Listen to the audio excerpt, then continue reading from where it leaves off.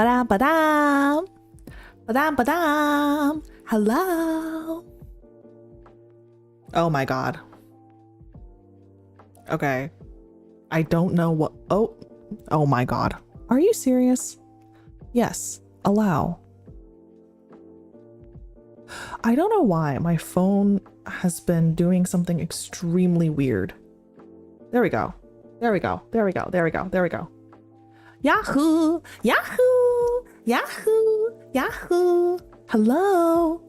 It's a doctor. It's a bird. It's a plane. No, it's a very confused person who's trying her best, but is in a new environment, which means that I'm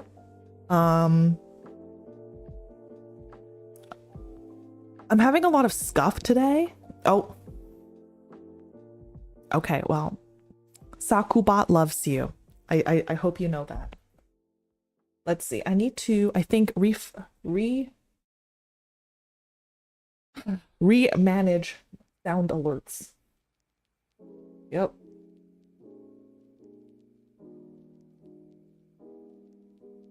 Please sound alerts, I authorize you. Oh, yeah, Sakubot, please take that away. Thank you. A mind healer? Yes, that's me. Scuff is your whole gimmick, though? Is it really my whole gimmick? That seems unfair. That seems like a big, that seems like a big assumption. Also, that seems kind of slanderous, you know, if I'm gonna be completely honest. That seems really unfair to be like, Scuff is what you're known for. Scuff is what I'm known for. Is that the only thing that I'm known for? It's just very not nice. You know what I mean? He's mean. Oh, sorry, Bone.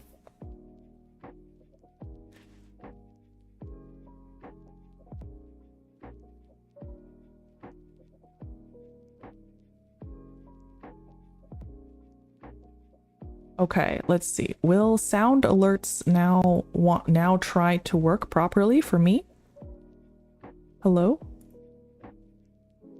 Oh, there we go. Sis!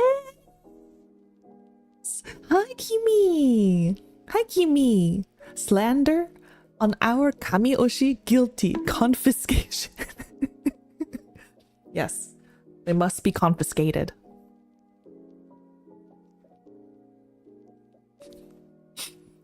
Guys, I feel like I'm the guy in the chair. I have like 3 screens in front of me. It's crazy.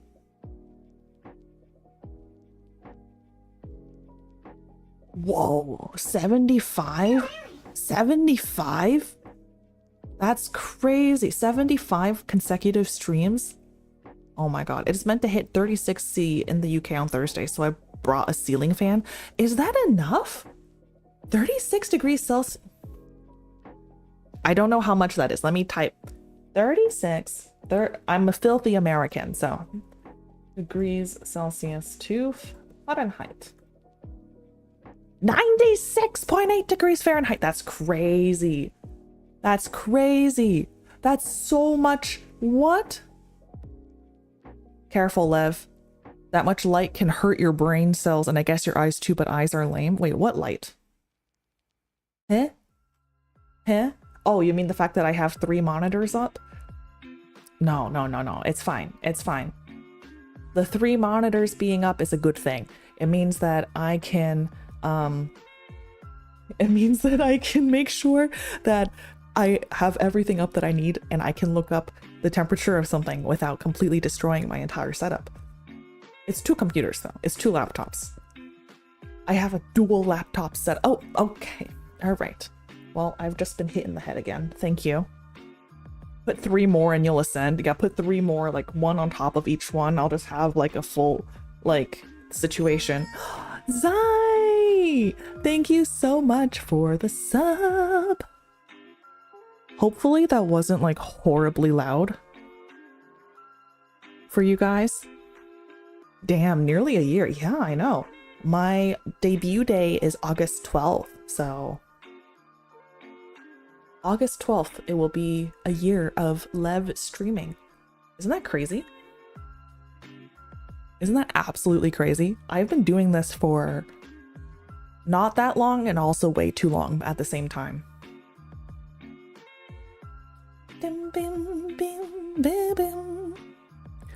Let's destroy IDK Bonehead. You guys can use your what's it called? Saku points. You guys get points. I don't actually remember how many points you have, but or how you check them. I don't remember. But if you do exclamation point commands, I think it'll tell you a lot of them.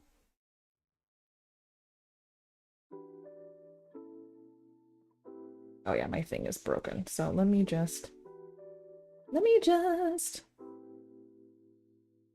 ba, ba, ba, bum, bum, bum. Where is my self promo? There we go. How do I do self promo? I forgot. Where's Nani? Donde desu ka? Oh my lord. Okay. What just happened?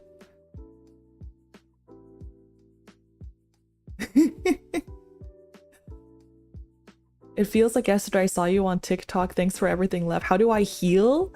I think with points or with like you can use points and you can use like bits and stuff like that to heal, I'm pretty sure. Oh, other people can also heal you. Lev, how serious is the Americanism virus? That's a good question. I actually am not sure how serious it is. It can be pretty serious. It can be pretty fucking serious. Okay, let me see if I can get this toggle to work.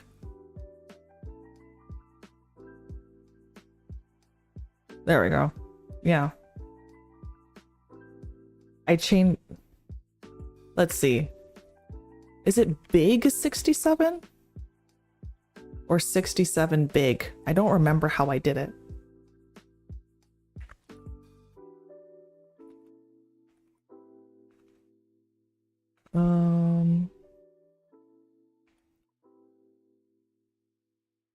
No? No? Did I remove it entirely? Okay, whatever. Whatever. I give up. But right now you can see the 67s on screen.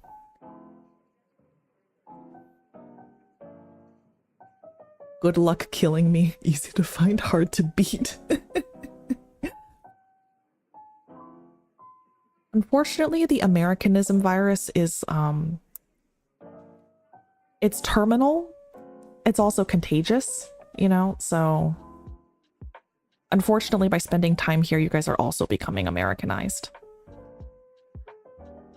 Oh my lord. Okay, thank you for the 600 bits, but also... My goodness.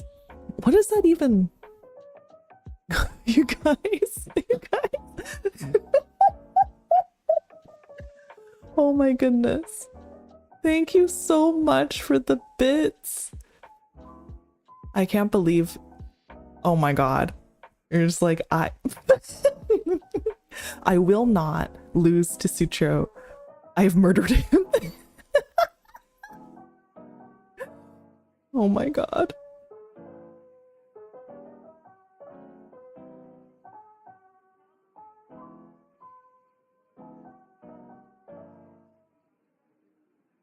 I'm still calling you out for the fact that you're eating lunch at 4 in the afternoon. That ain't lunch, that's dinner.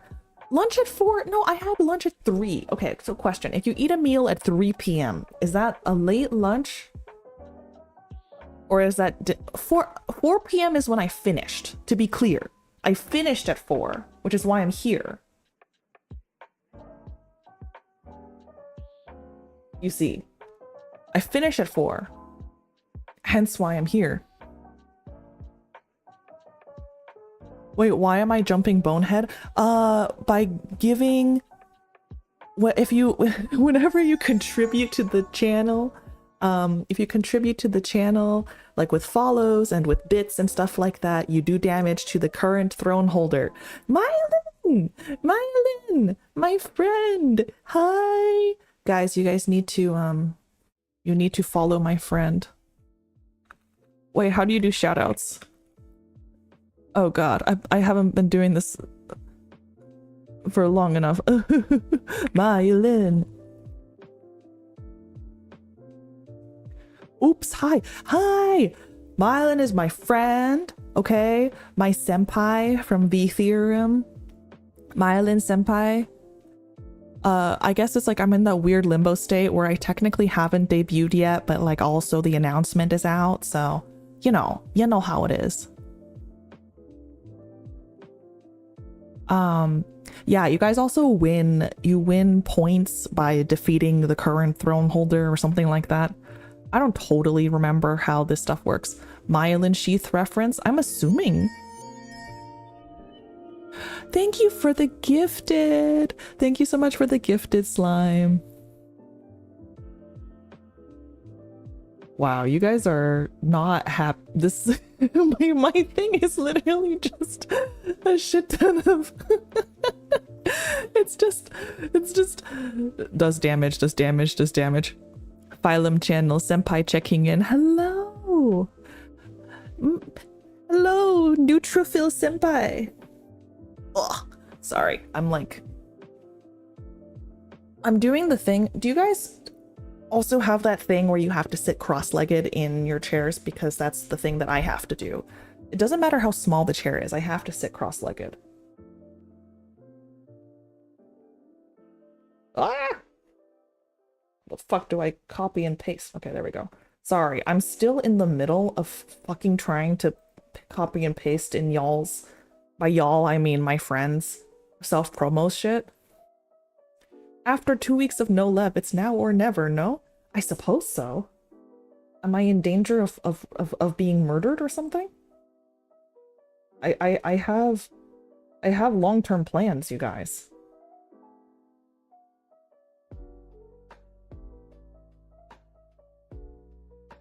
Okay.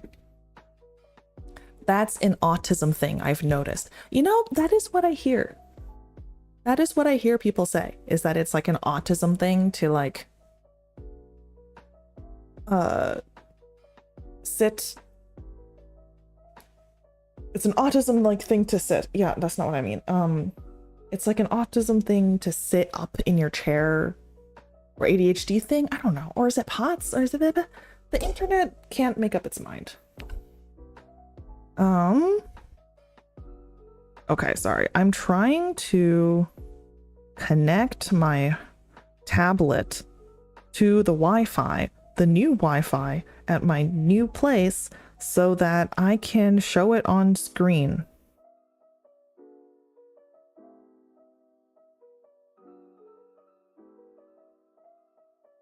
I wonder if it's also an anxiety thing because you can't see your legs, so you're afraid someone might grab you. What? I don't know if people are... I don't think I'm afraid people are going to grab me. It just feels more comfortable, you know? Again, hard to beat. Oh my god. Sutro.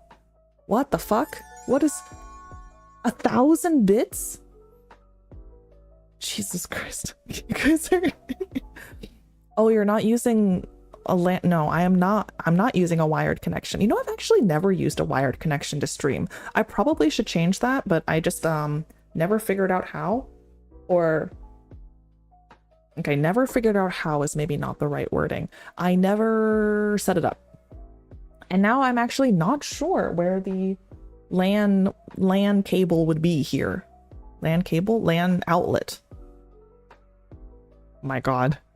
Sutro, this particular set of emotes is really funny.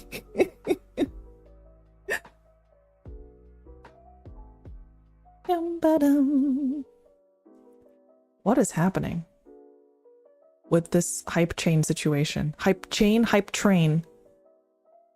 Save 35% on 5 or more gift subs exclusively during this train. Oh, I didn't know that was a thing. Dang, internet is actually cracked if you stream off of Wi-Fi? Yeah, I've always streamed off of Wi-Fi, at my old place and here. I mean, it's tiring to do since you have to secure it, blah, blah, blah. Immensely powerful. Is it that powerful? I suppose so. I will say I do spend a lot of money on internet. Oh, Sid Go. Is it Sid Go? XID Go? Exid X EXID, like the K-pop group. Hello. Thank you for the follow. Oh, I didn't know that was like a thing that like most people didn't do. Is that really the case? People don't stream just off of Wi-Fi?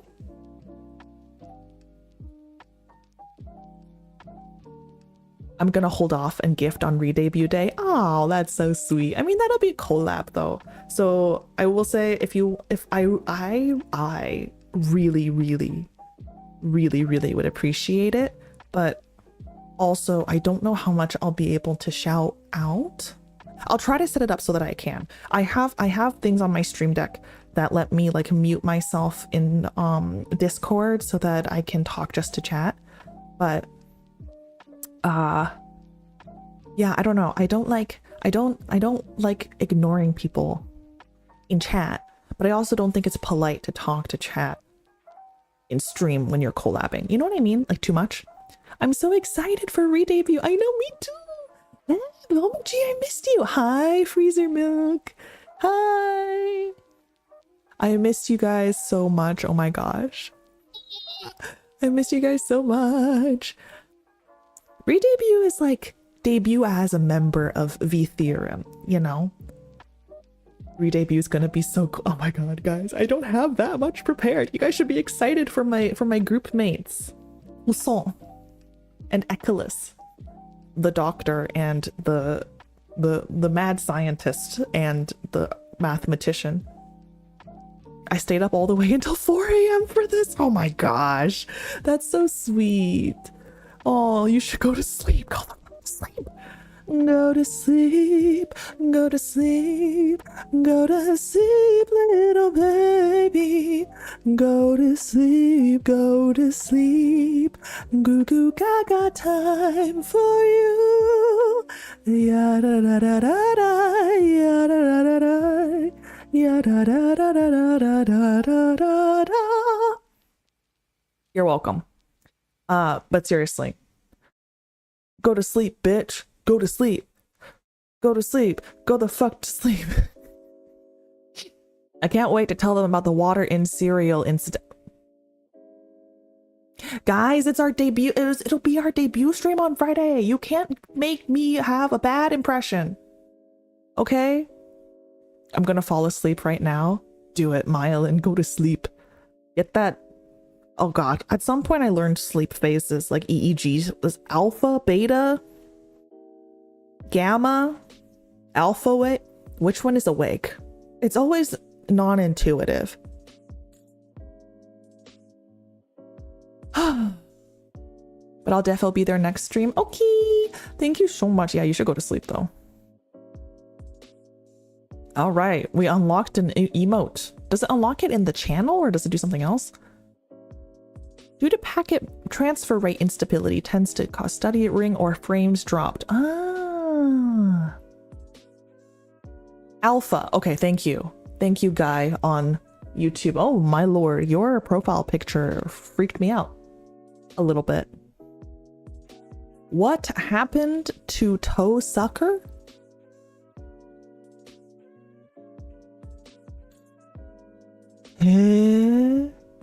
Oh, Sucho's old username. Okay. All right. Cool. I was very concerned for a second. I was like, I know you're not crazy, so why are you saying crazy things? Doom guy menacingly staring. I know.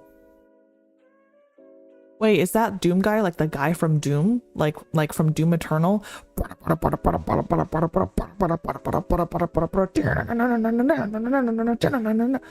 Did you know? The music from Doom, I'm pretty sure is composed by the same person who did music for Wolfenstein, like the new Colossus. Which, by the way, that music is so good. So good. If you have never played Wolfenstein, you should play Wolfenstein because you get to shoot Nazis. Yep, it is. It's the sprite in the old Doom games. Oh, the old Doom games. Okay, okay. Because I've only ever watched people play the newer ones where he has like the helmet and stuff. You know. where like I don't know if you see his face. This is exactly the kind of nerdery I've needed in my life. Thank you. What? Video. Have you heard of this video game music composer? It's actually very important to me that you have.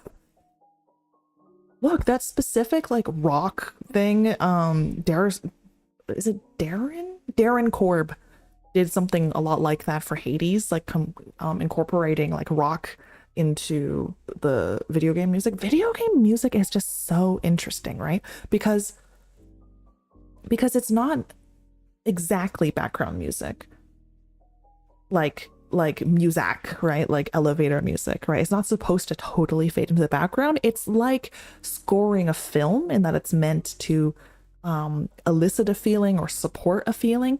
But unlike a film, you don't actually have like beats to, or like cuts to like anchor your music to, right? So, and there's only so much information you can make video game programmers like make available to you, right? So obviously there's like the classic things that everyone does, like when you enter combat the music changes kind of music.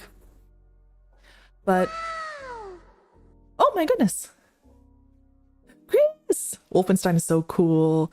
I only choose the chest plate thing, everyone. Oh, welcome Raiders! Chris, thank you so much for the raid. Oh, yep, and Sari Bot did the shout out properly.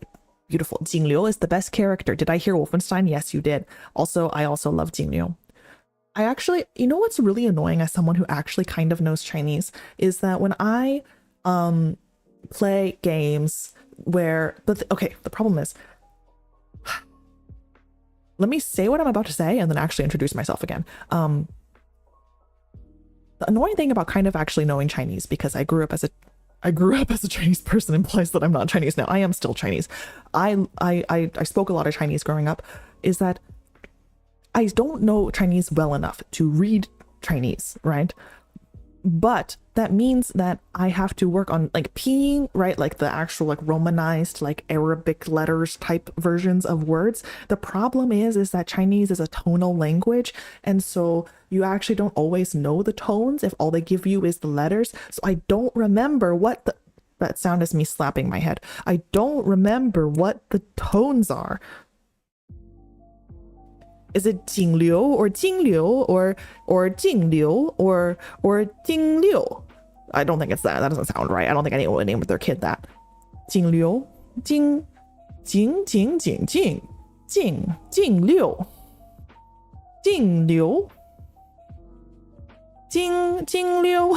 like what are the tones? I don't remember. Anyways, I as you can imagine, I have a big soft spot for the Xianzhou Alliance because, you know, Chinese.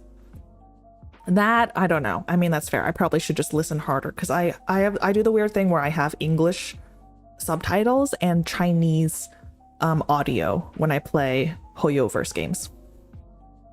Has it helped my Chinese? Questionable. Gris, how are you? I hope you had a wonderful stream. If you need to raid and run, that is totally understandable. That is totally understandable. I don't remember. Let's see if I can see what you were just streaming. Date math? Oh, is this a game? Oh my gosh, wait, is this the game where you date mathematical concepts? Wait, guys. Poussin needs to play this. Oh, he needs to play this. Oh, the one where you're dating mathematical concepts? Yes. Oh, yes, Gris was dating math problems. That's what I thought. Oh, we need to play that game. Oh my god, that has to be a collab. I need that. Using my tablet is hell.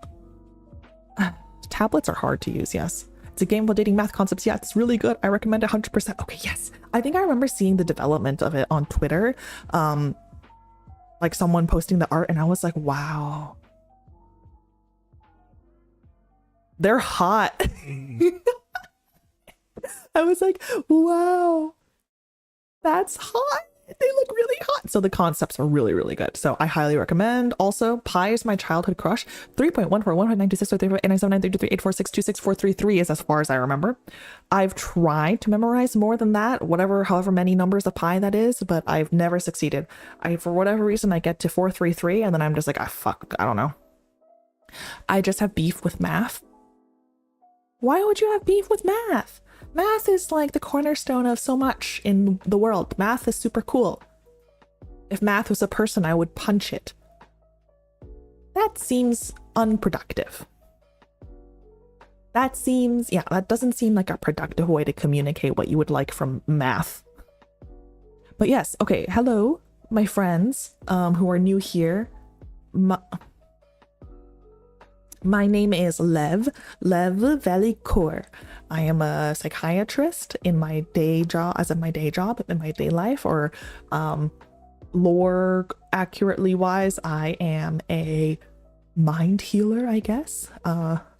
My YouTubing avatar is very inspired by like Chinese type stuff because I am Chinese, as I just spoke about at length. I do a lot of singing type stuff. I do games poorly, and I also like to do psychoeducation, but like fun, because as you can probably tell, I'm like not a very serious person in my personal life, so this isn't gonna be like a lecture. I'm not that kind of person. I like meth. Sucho, you know what? I'm going to choose to believe that what you meant to say is that you like methylphenidate, which I also like. I like methylphenidates because that's what I take for my ADHD. So does that maybe that's, yeah. We'll say that. That's what we'll say. I would like math to take the letters and Greek letters out of it, but it's so much of it. It's not just numbers. You need constants and you need variables. It's cool. So much of math is like problem solving, and I love problem solving. Methanol? No. No. Also, I don't think methanol gets abbreviated to meth. Ethanol gets abbreviated to ETOH. Typical med professional flexing their memory. Bro, my memory is not that good. My memory is not that good. OMG, it's Lev. Hoi hoi. Hi.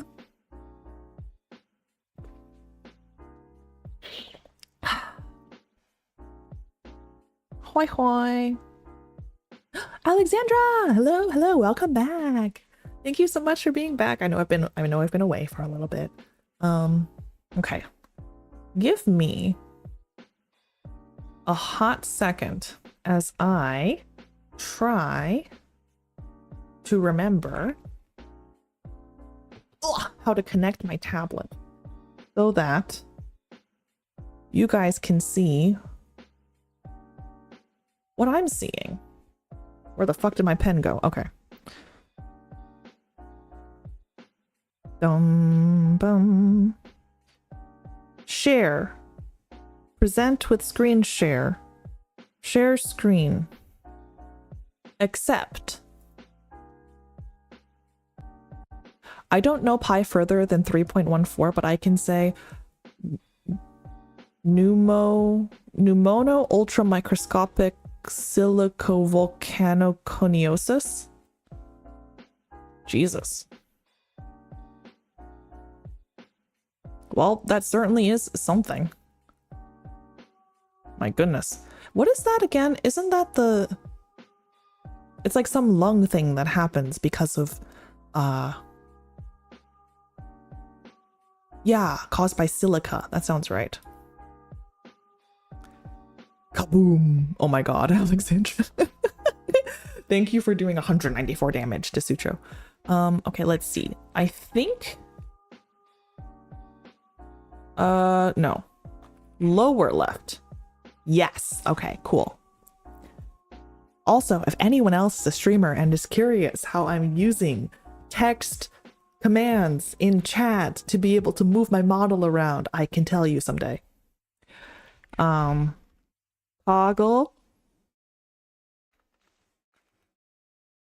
Let's see, toggle egg for 30 seconds.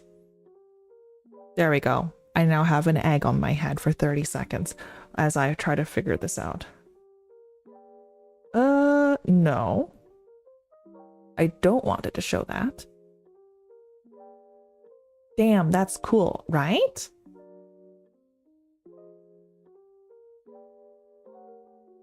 Ah, fuck. Sorry. Sorry, that's not what I meant to do. There. That's what I wanted to do. Okay. Okay, thanks. Heard of it, but never really studied about it. Yeah. The pneumono whatever. I think it's probably like similar to like mesothelioma from, no, actually it's probably not similar to mesothelioma because that's cancer, but it's similar to like if you breathe in like fiberglass or something, it's like really bad for your lungs. Okay. Hello, my friends. I am on my remarkable tablet. I can also barely say Rindfleischetikettierung Superkochung Saufgabenübertragungsgesetz. Eh? I'm so sorry that I tried to say that, but I did try. You see, this is the interesting thing too, like because Chinese is based off of characters, it's like, there isn't really like a longest word, you know? I don't even try to pronounce it because it's German. I just kind of know how to type it. The fact that you can type that is crazy. Okay. Guys, are we ready? Are we ready to actually do what I'm here for, which is to teach? I'm here to teach. It means beef labeling supervision duties delegation law. Okay, I will say German, if you're going German to okay, German is cheating if we're trying to figure out who can remember the longest word, because in German you're allowed to just slap words together. Like it's it's like if a sentence is counted for the longest word, okay? They just put multiple words together. Fleisch is flesh. That's all I know about German. Is it Fleisch? Flesh? I don't know. I don't trust people when they say, oh, this non-English word sounds exactly like this English word, because I feel like if you have to do that, it's because the pronunciation is not obvious. And often the pronunciation is not obvious because the pronunciation is like a phoneme that is not used in the English language. You know what I mean? Right? Because like, I just talk about this all the time, but like pronunciation of things is like a spectrum, right? And we put the splits in different places. And so like in English, we'll say that like O and U are two different sounds, but in another language, those might be the same sound. Right? Or like in Chinese, the sound that's really hard for people is yu. Like, why, like yu, which is fish, or yu, yu.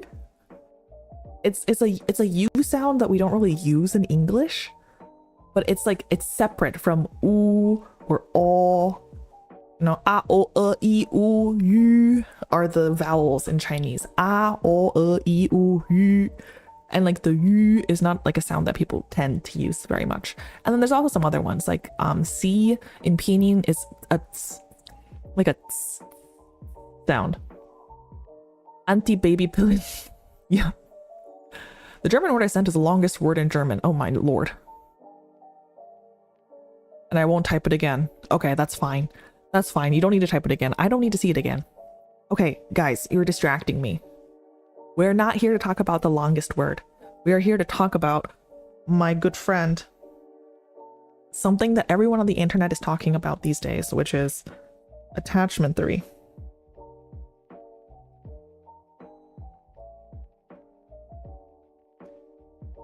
Ugh. My handwriting is like not very good on this. I promise, kind of like the oo and uvula. Uvula? Uvula? How do people pronounce that? Uvula? Don't know, TBH, not a native speaker. It's not quite. It's not a U. It's a U. It's almost like whistling. Anyways, we're talking about attachment theory. What do you guys know about attachment theory? This feels like psychology? Yes, because I am a psychiatrist. I am a psychiatrist and I'm supposed to talk about, the goal for today is to talk about attachment theory. Am I going to do it successfully? We shall see, because I'm easily distracted.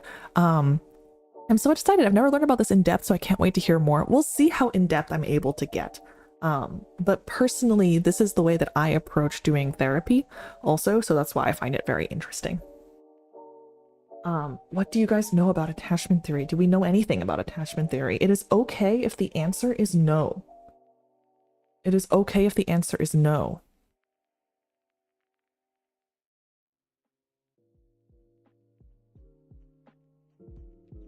I was a psychology student, so I might know. I don't know anything about it, but I'm excited to learn it. Okay, so attachment theory, basically, is talking about a very specific kind of relationship in life, right? An attached relationship. And so most of the time when we talk about attachment theory, we are talking about the relationship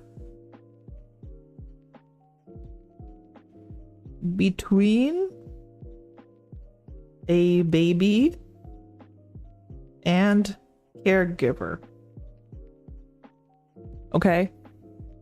I remember it was made by John Bowlby. Yeah, it's Bowlby's attachment theory is like probably the earliest part of attachment theory, but the way that we talk about it today is more comes from I forget her first name, Mary, I think Mary Ainsworth, and the strange situation test. Does that sound familiar to my psychology people?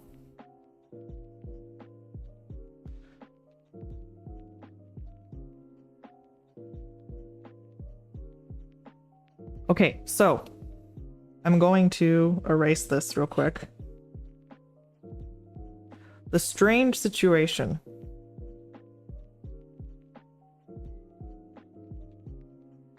Okay, the strange Ainsworth. Yeah, yes. Yeah, the strange situation is you'll have a baby, right? You have a baby and they are with mom. Class, this was like in the 60s, I think. Was it the 60s? Let me double check. I think it was the 60s. Was it 40s? Was it the 80s? Anyways, it was long enough ago that if we say caregiver, we mean mom, and it's easier to write mom than caregiver, but this is the experiment. Okay, so you have baby and mom, and they're like what we would call like a dyad, right? There's two of them.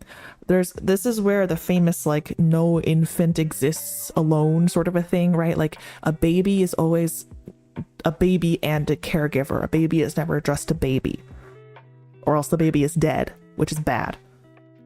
Okay, so you have the baby and the mom, right? And then the strange situation is baby and mom are in a room, right? And let's say there's a little door situation, right? Baby is going out and exploring and playing and then sometimes coming back to mom, right? Let me show this in a more engaging way. Okay. Baby is playing. Baby is like, oh, I'm gonna play. You know, they're doing things, and then mom is just here, right? And then, oh no, mom leaves the room. Mom leaves the room this way. And who comes? Who comes in? A stranger. Somebody the baby has never met. Right? Oh my god. A stranger comes in. Oops.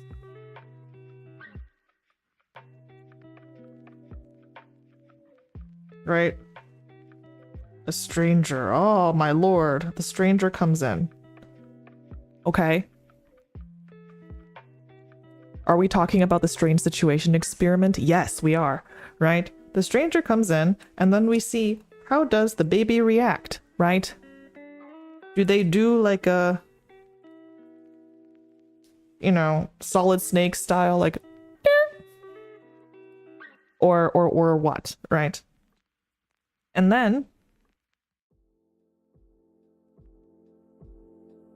this is very simple. And then, oh, okay. And then stranger leaves.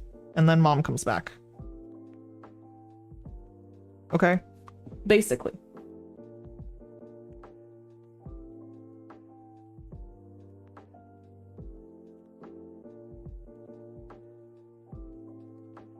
Right. Basically, this is very simplified. There's a couple different things. Like, basically, they want to have, like, baby with mom, baby alone, baby with mom and stranger, baby with just stranger, baby, like, and basically to see, for each of these situations, basically. Oh, thank you for the applause. I didn't really say anything. But basically, the idea is to try to see, in these changing social situations, right? You go from baby plus mom to baby plus mom plus stranger. How does that change how the baby behaves? You go from baby plus mom to baby alone. How does that change how the baby behaves, right?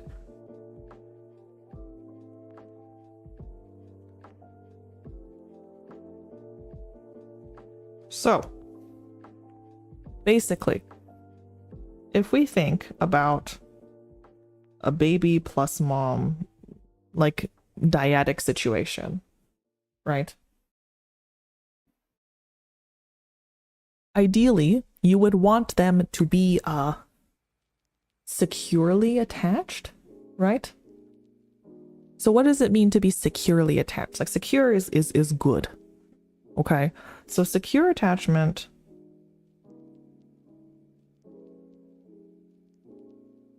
I would describe, I'm going to try to like describe this in a way that makes sense to me.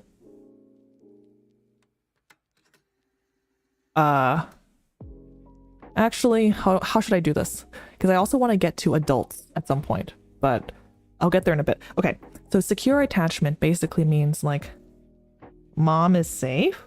Like, this is the baby's perspective. Like, mom is safe. Mom will help. Help, right? The world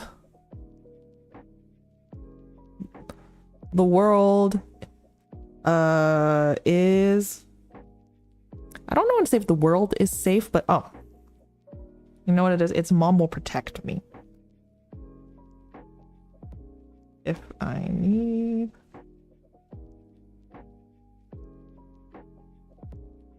Right?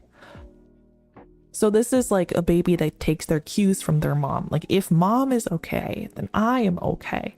I can go and play, and I'm interested in my mom, so I want to look back at them and see, are they reacting to what I'm reacting to? I want to go back to mom and say like, oh, okay, we're good.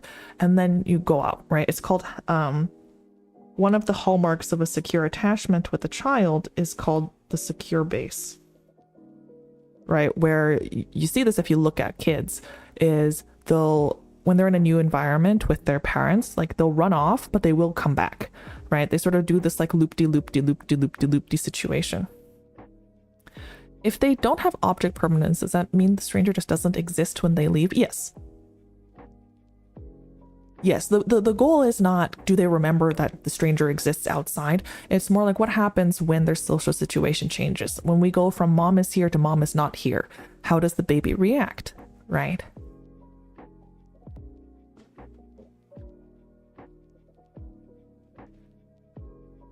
Right, so when mom is present, they have a secure base, right? which means I feel comfortable exploring the world because I know that I have a secure place to go back to if I need to. They can go out and venture, right? Because they know there's through experience with their relationship with their parent, they know that if I am going to do something that's dangerous, my mom will stop me. If I do something that ends up with me getting hurt, I know that she will be there to take care of me, right? Even though I'm turning around to go do something else, she's still there. That sort of a thing, right?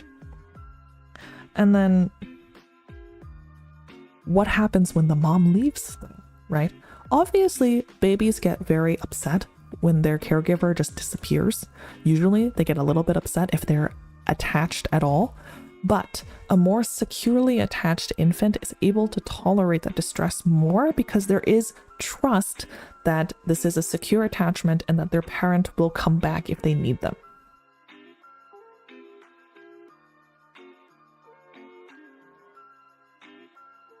Okay, so when mom goes,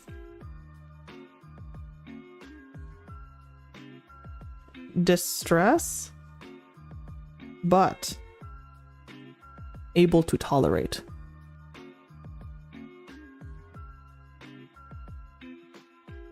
Right? And then when mom comes back, they're like, great. They return to their positive attitude. Okay? This is like a relationship of trust. So then what are the other kinds of attachment? Okay, there's two other kinds of attachment that we talk about. There's secure attachment, and then there's resistant and avoidant, or anxious and avoidant. People use different terms or different things. There's also a whole theory around adult attachment theory that talks about like anxious avoidant, anxiously attached people, things like that. People talk about all the time, which I will get to in a second, I think, because I think it's worth talking about.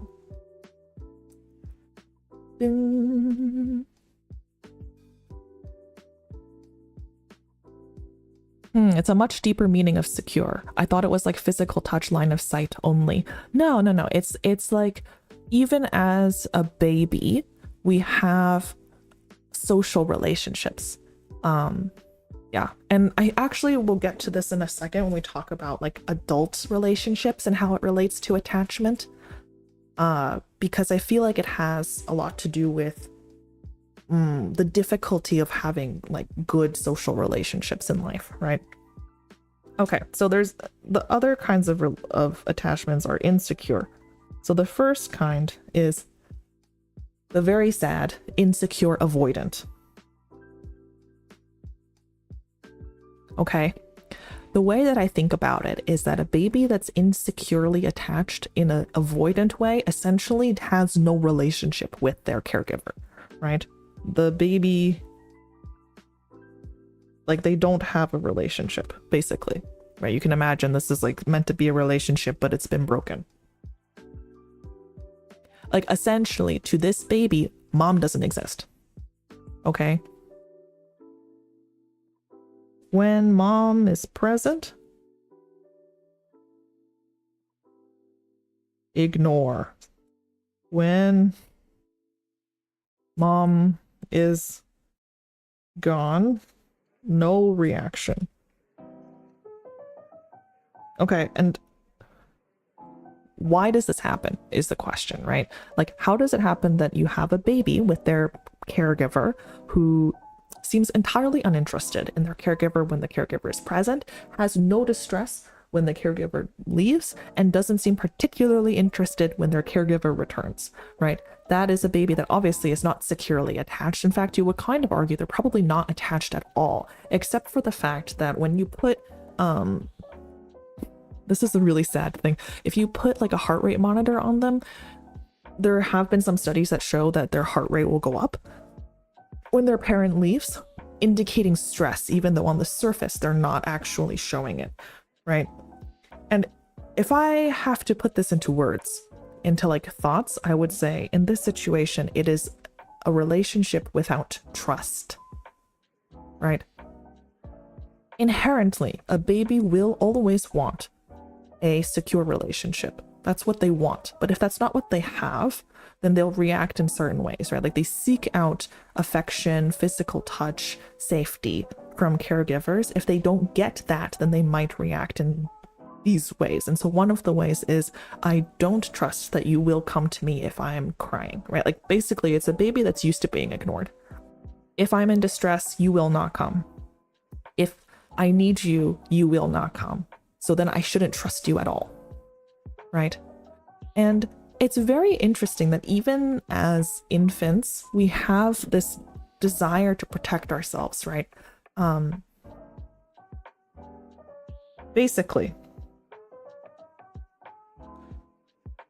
mom won't respond, right? So like this is like kind of subconscious. The first thought is that mom won't respond.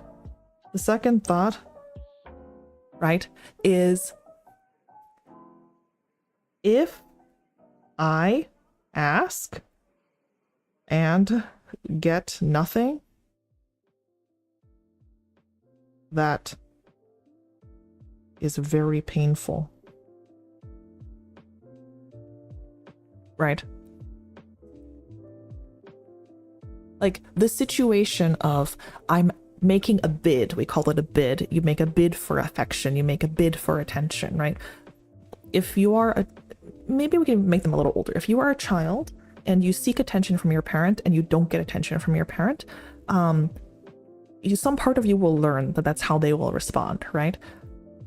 However, as a child, the idea that your parent cannot be trusted is extremely, extremely, extremely, extremely painful and scary, right? This is why stuff that happens in childhood stays rooted so deeply within you, because naturally as a child, both as a protective measure and just because of the way that your brain works, you end up internalizing a lot of the things that are happening as being because of you, right? So the idea of I can't trust mom is too painful, right? My mom doesn't care, or she's not going to help me if I cry. Like that's too painful, right? You can't actually consciously think to yourself as a child that you can't depend on your parents. So then what do? You try to control the situation so that you don't need them, right? I will not ask. That's the final part. So therefore, I will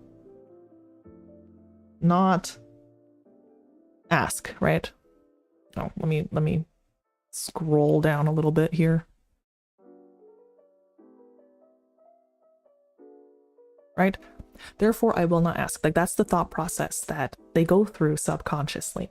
Mom won't respond if I ask for attention. If I ask for attention and don't get a response, that's very painful. Right? So then I will just stop asking for attention, because then I will not be in a situation where I have to be confronted with the fact that I've asked for something and my parents haven't given it to me, right?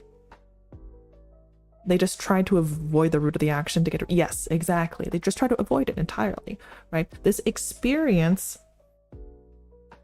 So you know that your mom won't respond from experience, right? You know that your caregiver won't respond to your bid for attention or for assistance from experience. However, the I asked for affection and got nothing is so painful that you would try to avoid that entirely, right? They don't see it as my mom is ignoring me. They see it as every time this situation happens where you make a bid for affection and you get nothing, it reinforces to the child there's something wrong with them, that they must have done something wrong. And that's really, really fucking sad if you ask me. But yes, so that's why this is the insecure avoidant attachment style, right? They just avoid these situations entirely, right?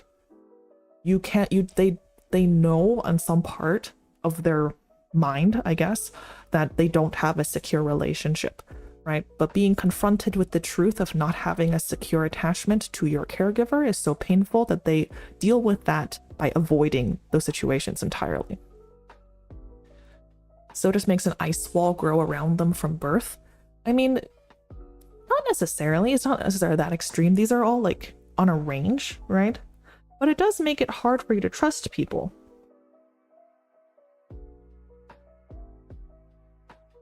Right? Because kids want to have as positive of a relationship with their parents as they can.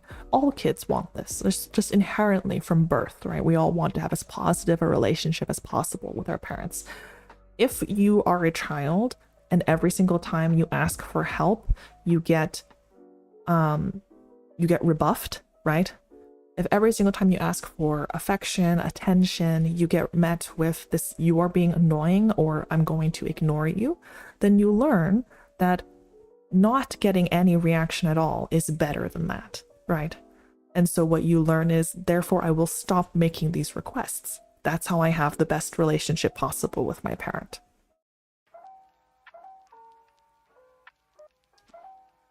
Oh, also, sorry, the ad is starting. Okay, so the second kind of insecure attachment is resistant.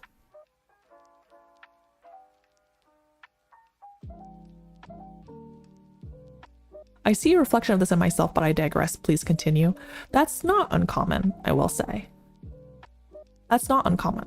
Because this is the thing too, is that a lot of these things, again, happen on a spectrum, right? And a lot of the idea of attachment theory is that the relationship that you sort of develop, the attachment that you develop, has to do to some degree with like the way parents respond to the baby.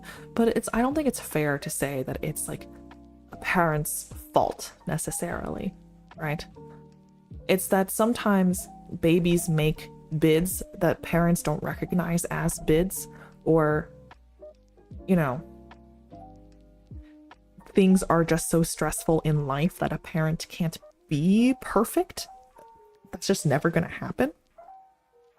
So what I personally, this is my personal feeling, is that I think we have shades of this in, I think everyone has some shades of this in their relationships with their caregivers, right? I don't know that there's any baby out there that has like a 100% secure attachment with their caregiver and has never had anything that could lead to reactive insecure attachments. I don't think that's possible. But there's like predominant, like what is most predominant? What is most common? What is your sense of what's normal for your parent, you know? And I think that does happen. Oh, Vanny's here. Vanny subscribed for 1 month. Thank you for the resub. Thank you for the 7 months. Aw, I'm glad you guys are checking in on each other. That's very sweet.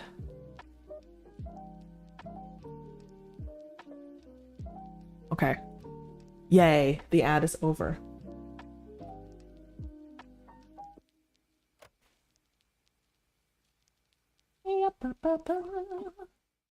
Okay, so we have secure on one side, and then we have resistant. Or sorry, we have a secure on one side, we have avoidant, which is the, like, they basically don't have a relationship, and then we have the other kind of insecure attachment, which is resistant attachment, or I might call it even like ambivalent attachment. Ugh. Because basically, oh, sorry. I need to do the thing that I was saying again where I sit cross-legged, right? Let's see. The way that I would think about it is okay, let's go over this again. Lev, I hope you have a fantastic day, but I'm a dip. Okay, bye. I hope you have a great day too,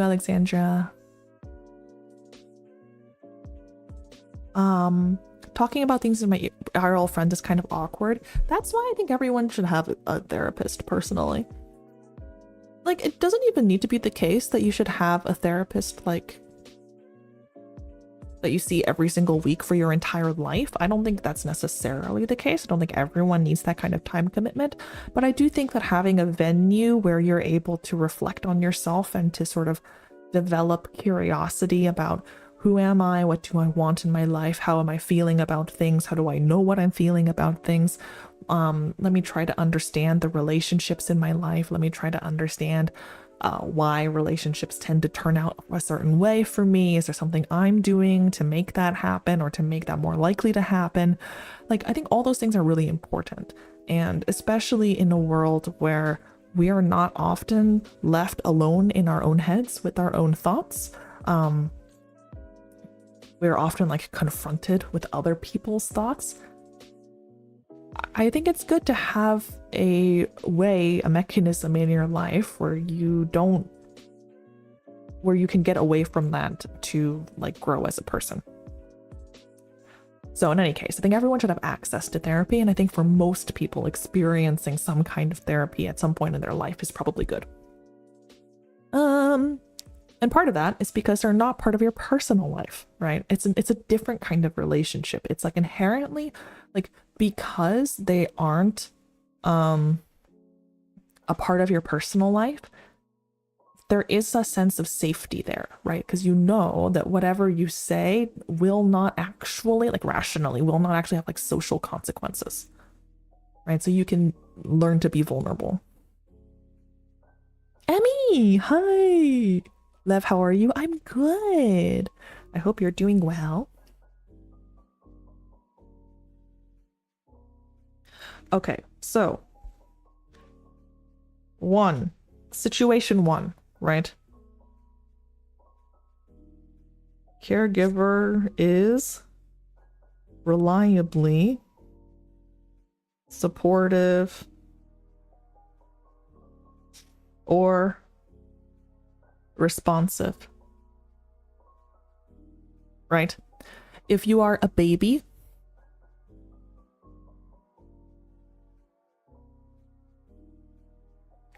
oh, sorry, I got distracted. Toasty said something. Hey, Lev, I came in the middle of you talking about avoidant attachment. Honestly, feels a lot like me. Parents are very emotionally unavailable, so I learned to stop asking. I've been doing a lot of work to stop blaming myself. It's been a rough road, but yeah, my therapist has been a huge help. Yeah, I think that a lot of, I'm really glad that you're seeing a therapist. I think that so much of how we are as people, it gets affected by childhood. This is why it's a stereotype for a reason, right? Like when like your therapist asks about your family and asks about your childhood, like it's because it has a big impact on you, right? Because as far as you're concerned, as a kid, that's your whole world. And you learn without realizing you're learning how to survive and to get the most positive responses that you can in the environment that you grow up with. But you don't realize, and you can't realize, that the environment you grow up in is not the environment of the whole world, and it's not everyone, right? So your family of origin, that's what we would call it, right? Like the way that you learn to exist socially that works for your family of origin, sometimes and often backfires when you leave, right? But going back to the stream situation, okay, so secure attachment is this. My caregiver is reliably supportive or responsive, right? If I cry, my caregiver will respond. If I laugh, my caregiver will also laugh. If I point at something, they will go look at it, right? There's like a give and take. Avoidant is caregiver is reliably unsupportive, or even rejecting, right? So obviously not great, right? But it is at least reliable. So so this is the thing that I think is different. is there's the reliably supportive, reliably unsupportive, and then the third one, which is caregiver, is just unreliable.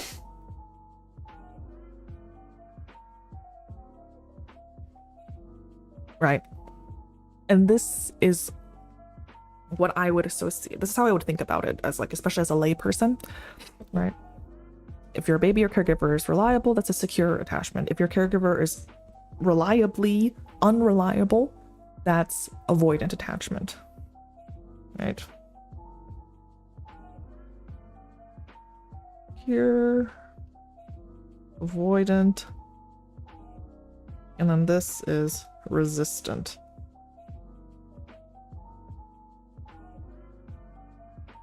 Right. Okay, so what does resistant attachment look like? With resistant attachment in like the strange situation experiment, when the mom leaves, they get very, very, very, very, very, very, very, very, very upset, like inconsolably upset. And then when the parent comes back though, they kind of ignore them, right? Or even resists contact, hence resistant, you know? So you have a hot and cold caregiver leads to a hot and cold baby, basically.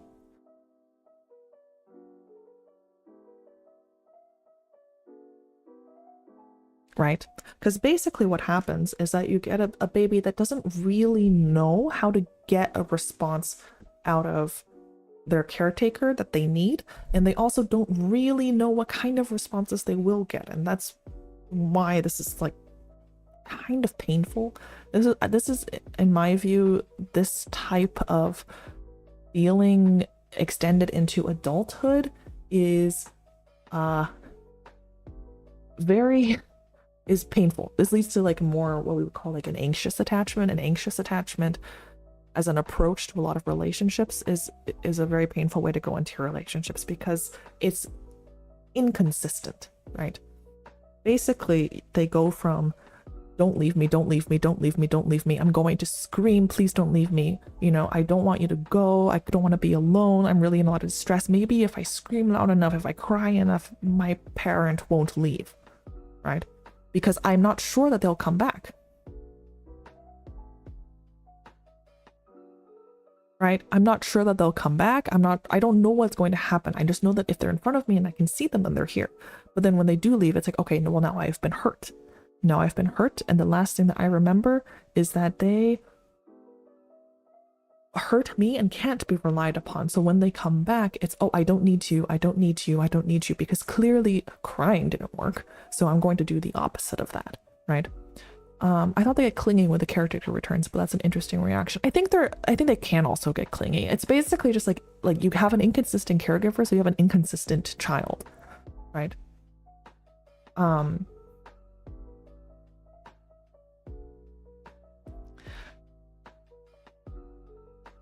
Right, because the caregiver comes back and I'm like, okay, well, you hurt me, so now I do not want to have a warm attachment to you in this moment, so that you can't hurt me again.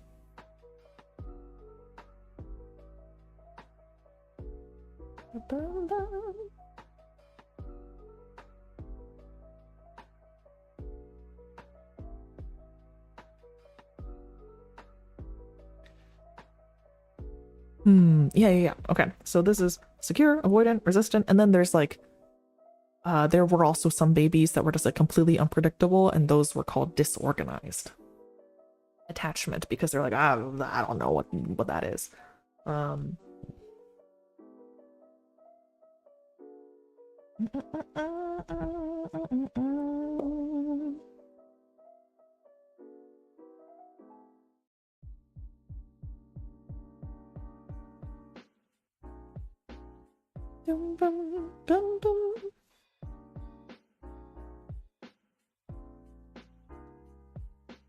Oh, the creation mirrors the maker, I guess. Yeah, a little bit. That's how I would think about it.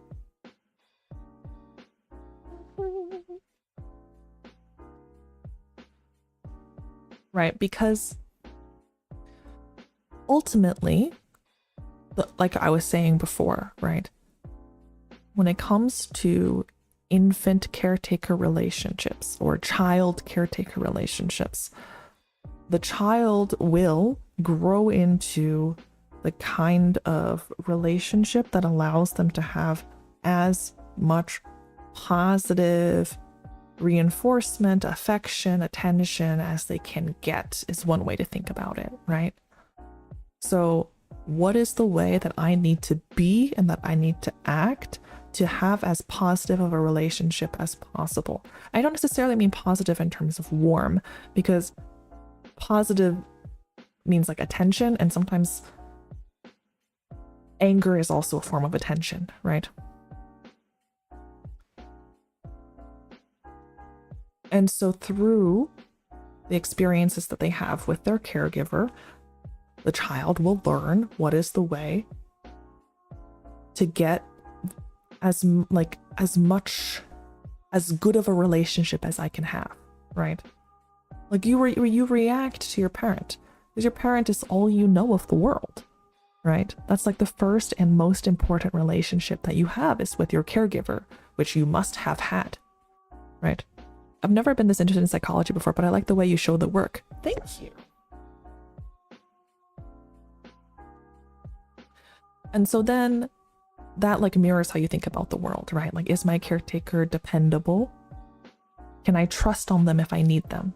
Can I trust them if I need them? If you know for sure the answer is yes, then that's secure. If you know for sure the answer is no, then obviously you're insecure, but you're also just like going to be avoidant, right? Because you're just gonna be like, okay, well then I won't depend on them, right? And then in the middle, if you're not sure, that's what makes it really, really hard, right? Because you could imagine that if we're like being very, very, very, very down to brass tacks, super cold, hyper logical, you would say like, if I can't reliably depend on my parent, then I should just not depend on them at all. But the thing is, that's not how it works, right? Like, my parent will sometimes, maybe half the time, I can never be sure. Half the time when I cry, I get attention, and half the time when I cry, I get ignored. You don't actually know, and it is enough that you will still try. Does that kind of make sense? Like, it's enough that the child will often still try to make those bids for attention, even if they will sometimes or often be ignored.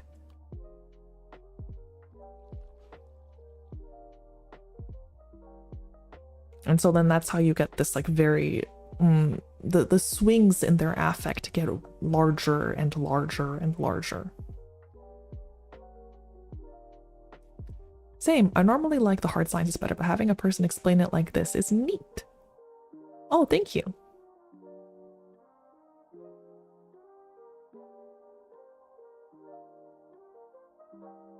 Bum, bum.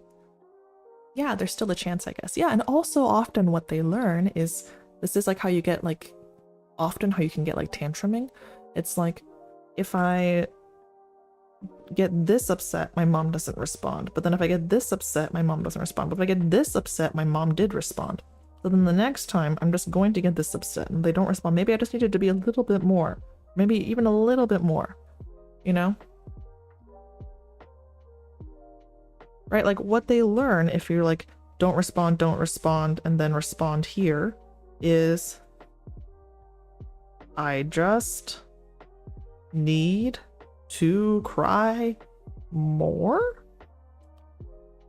right? And then, you know, they might continue. And that's the thing, is that like, as humans, we want to have a predictive model of the world. And so even if someone is unpredictable, you just sort of just like take what you learn in each thing and try to add it to your model of who that person is in like a consistent way. Unfortunately, some things are contradictory, and for a kid, contradictions, just, you can't reconcile contradictions that well as a child because you're very concrete. Growth in terms of severity. Oh yeah, that's what I meant. like imagine it like a volume of screaming.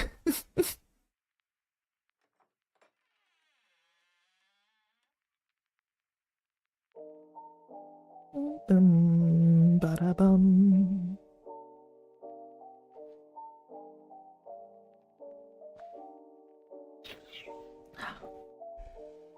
Okay. So I have this is why. Yeah, as a child, I had that happen. My parents came through when I absolutely needed something, but in mundane moments, if I needed them, they were emotionally unavailable. It hurt and was extremely confusing. Yeah, this is why people talk all the time about how or why it's really important to be consistent as a parent, because kids, especially little kids, they don't have the abstractness or ability to reconcile contradictions, especially extreme contradictions, right?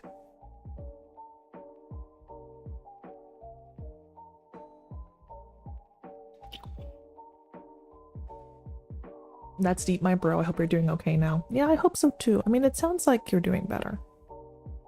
And I will say, like, I don't think personal experiences are a bad thing to share, but I am not y'all's therapist.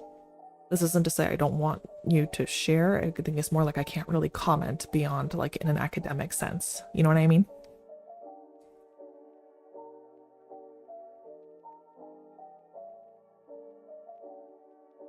But anyways, but I'm going to digress for a second and just talk about human relationships, right? So this is what I would call like the fundamental like oxymoron of being a human animal, of being a social animal, like oxymoron or contradiction, I think. Personal experiences are just how I make sense of things. No, that's totally fair. I think it's the only way to make sense of things. Oh, sorry, I burped. I think it's the best way to make sense of things is personal experience. Okay. The fundamental contradiction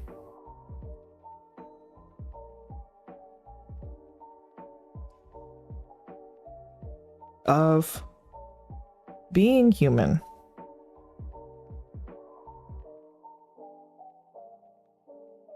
right is that we at once want or are two opposite things, right? We are social animals who need other people and social relationships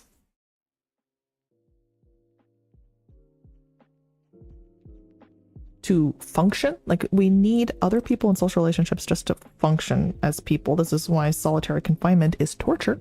When we say we're social animals, it means that we need to socialize. We need to have relationships with other people as much as we need food, water, air. Okay, it's like in those things. Okay, that's why it's so important. You need to sleep and you need to spend time with people. And you need to have connections with people. Like, it's really, really, really, really, really important. It's one of the things that we need fundamentally. Okay, so we're social animals who need other people and social relationships to function. We need to, we want to be understood, and we want to understand ourselves within the context of our relationships, right? Relationships to function. And want to be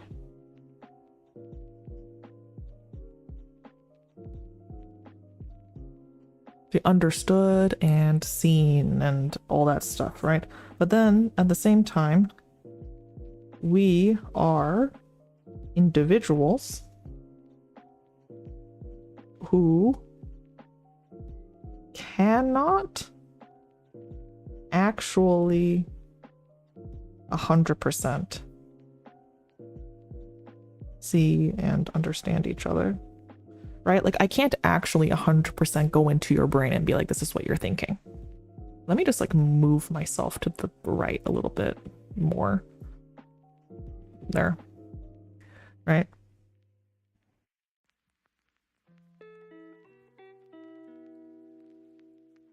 Each other, and we We want to differentiate ourselves, you know? Is that why people cannot fully isolate themselves? Yeah, we can't. You would actually go crazy. Because this is something that I have a presentation on about like AI psychosis, but sorry, I needed to rub my eye. Basically,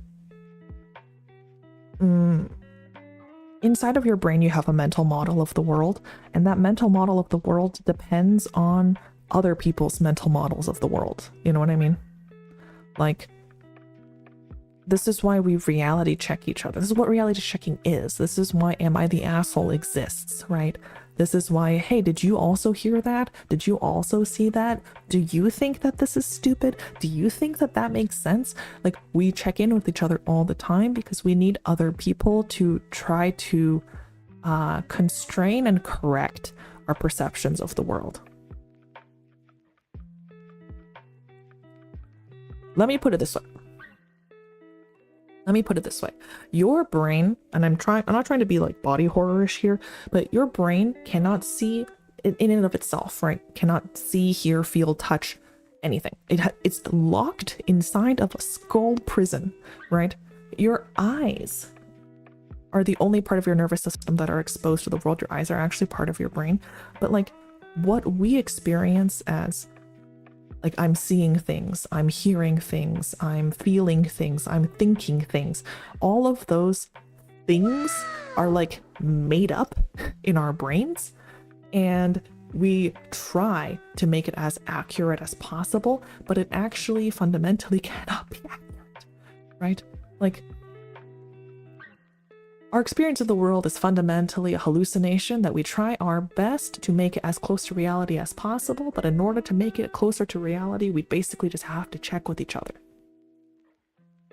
Look who's back. Look what the cat dragon thinks, Arby. Usong, thank you so much for the raid. Whoa. Yeah, thank you so much for the raid. Is it? Sorry, I'm just going to call you Poussin because I think that's funny. Unless you don't want me to, in which case I won't. But that's how I read your name. Hi, raiders. Poussin is my group mate. Please go follow if you have not followed him already. We are going to be V-Theorem Gen 2.0 differentiate together. Isn't that cool? I think it's very cool. Either is fine. Okay, Poussin it is. I did take French as a kid. Haha. Oh yes, hello. My name is Lev. I'm a psychiatrist. We're talking about attachment theory and relationships, and I'm getting into why humans are social animals. Humans are social animals.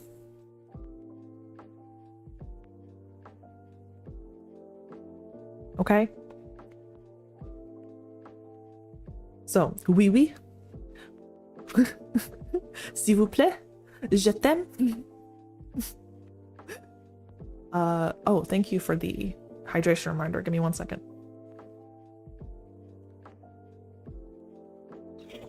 Oui, baguette. Voulez-vous coucher avec moi? Which is inappropriate, and I shouldn't say that. Okay.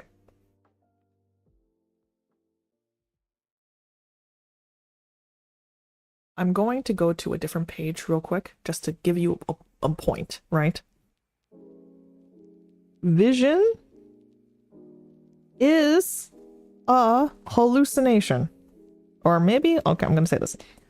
Vision is made up.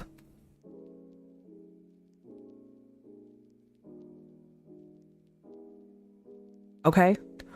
Because what do your eyes actually see?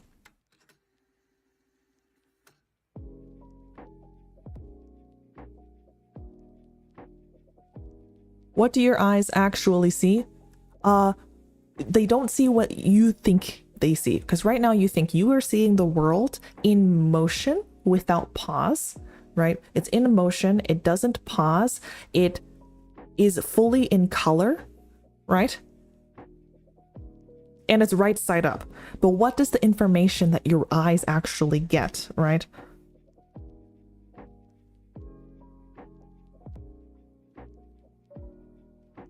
Only that is in color. Oh, sorry, my tablet is... Right? Only this tiny little bit is in color. All of this is in black and white. Okay? All of this is in black and white. Oh yeah? It's also upside down. Okay? The information that your eyes get is all black, like moment to moment, right? Like if you just get the information your brain is getting in this 1 second, everything that your eyes are feeding your brain right now, it's all black and white. It's also upside down, and only the center part is in color, right? But what you experience is the whole world is in color and everything, because your brain flips it around before presenting it to your conscious mind. It flips it around and it says, I've already seen these things before, so I know what color they're supposed to be, right? 5 seconds ago, I was looking at the computer and I know that the computer is black. So I will just remember that it's in black, even though I'm not directly looking at it right now. Yes. So it's all made up, right? Your brain is making that up.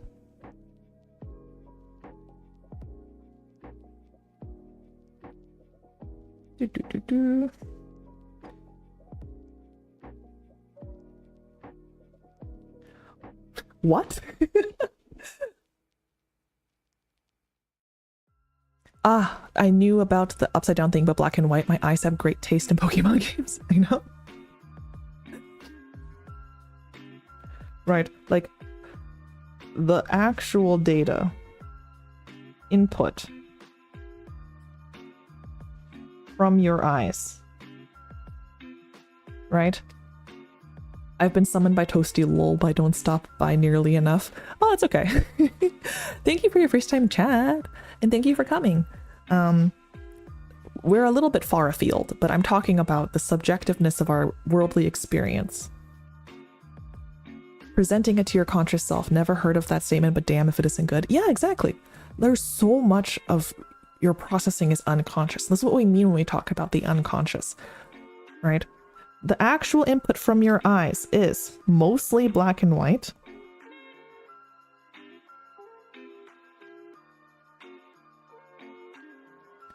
Upside down. And stops whenever you move your eyes quickly.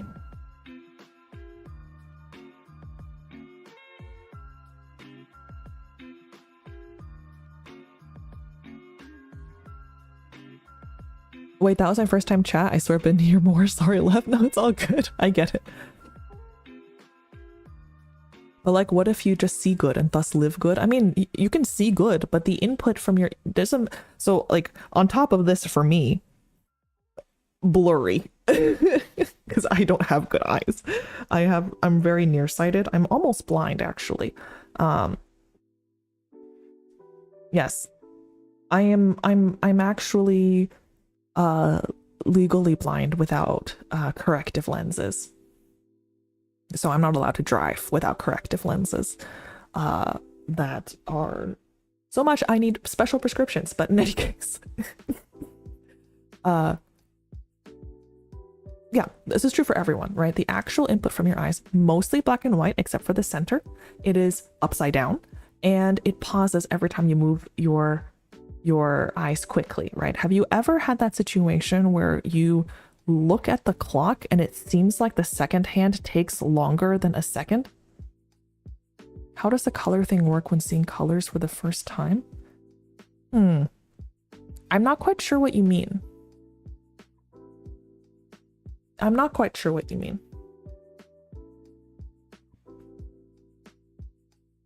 If you can ask that again, then I can try to answer it. Have you ever had that thing happen where you look at the clock, like you are looking at something else, and then you move your eyes really fast to look at the clock, and then the second hand seems to like float, and like it took longer than a second?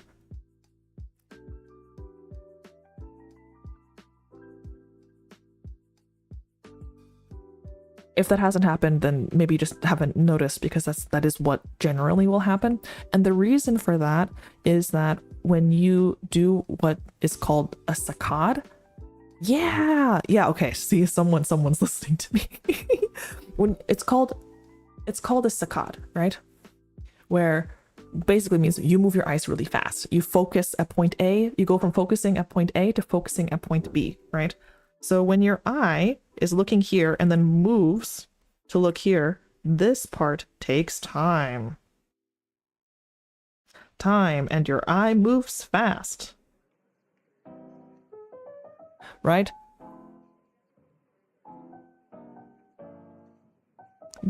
When you go from looking at point A to point B very quickly, it takes time and your eyes move fast. So the input information is not super helpful. So what your brain does is that it just turns off your vision for that amount of time. Right? It turns off your vision for that amount of time. And then it says, oh, you've actually been seeing this for however long it took for me to go from A to B. So that's why it like your brain will hijack your conscious memory of vision and say that actually for however long it took me to go from looking at the wall to looking at the clock, you've just been looking at the clock the whole time. Fun fact, your eyes have a blind spot that is caused by your ocular nerve being there. Yes, exactly. You do have a blind spot. So you also have a dark spot in your vision at all times.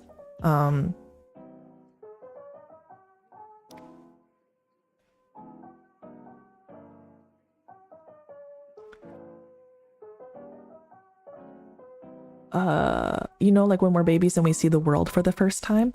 Well, when you're babies and you see the world for the first time, you just perceive things the way your brain perceives things. It's hard to explain, but it's like we come out the box being able to see colors, you know?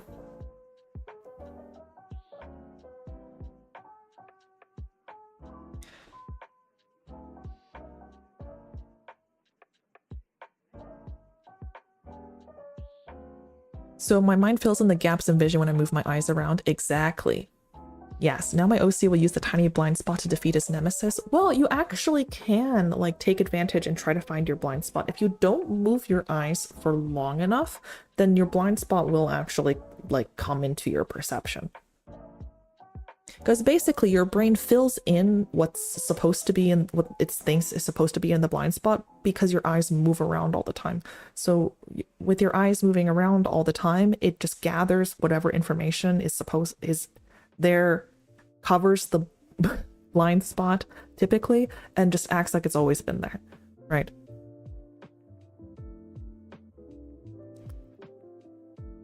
Must have been the nastiest brightness change from womb darkness to world brightness. That's why babies cry.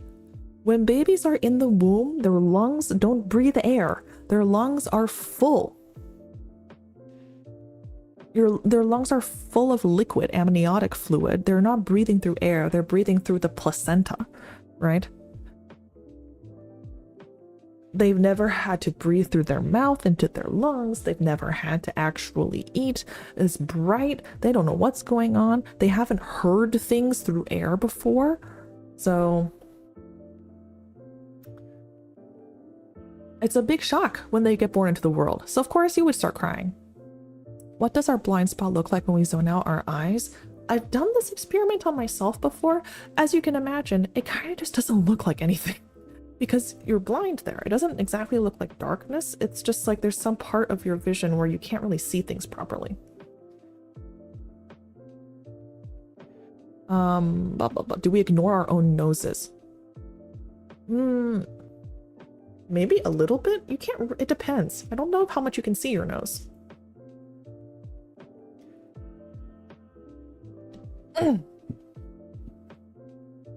Okay. Anyways, so this, I'm talking about how vision is made up, right? The actual input that your brain gets from your eyes is upside down, mostly black and white, and it cuts out whenever you move your eyes quickly. And somehow your brain is able to take that information and take this and superimpose it on top of years and years and years of experience of when I see this, I experience this. When I see this and I touch it, this is what it feels like. It has this whole catalog of like These are what forks look like. This is what you might find in this room. This is what makes sense to assume might be in the corner of your eye. It has this whole mental model of the world and of vision and of sight and of objects.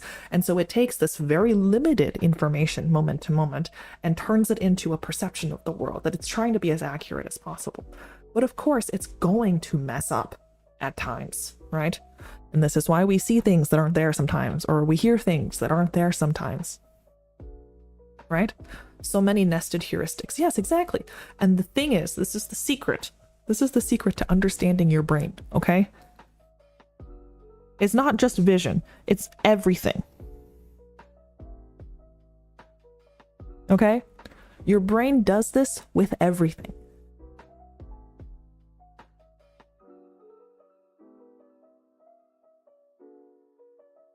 Your brain is like a black box, right? That goes from, wants to take incomplete information and turn it into a complete and cohesive interpretation. Every sense, yeah, every sense, but also like just everything, right? Why is that person doing this? Why is that person saying this? Why did this thing happen in this way? Right? This is why we're pattern recognizers. Right? So your brain is a black box that wants to take incomplete information and turn it into something complete to experience consciously. Right? And it's usually pretty good. It's like a predictive machine. It's usually pretty good at this, but sometimes it's very wrong. And if you're just on your own, you can't actually sanity check yourself because you just have your own brain. Right? And this is why it's important to have other people's brains.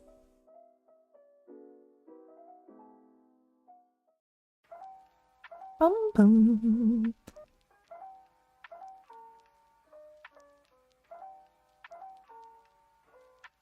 Now, we're social animals because our brains have so many different layers of heuristics and like automatic thinking that we can approximate something closer to the truth if you can like pull together multiple different people's like perceptions. Lev is back. Hi, Enzio. Yes, I am back. I didn't know you realized I was gone. You would have noticed that I was gone. I was only gone for 2 weeks. This is a philosophy class now. Yeah, sorry. Unfortunately, this is now philosophy class.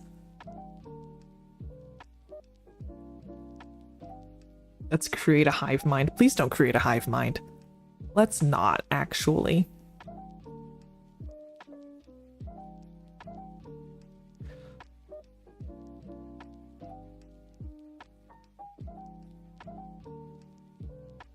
Never really thought of that. We could make a religion out of this. Wait, never really thought of what, Ruko? Also, we could make a religion out of this is very funny. The sun is a deadly laser.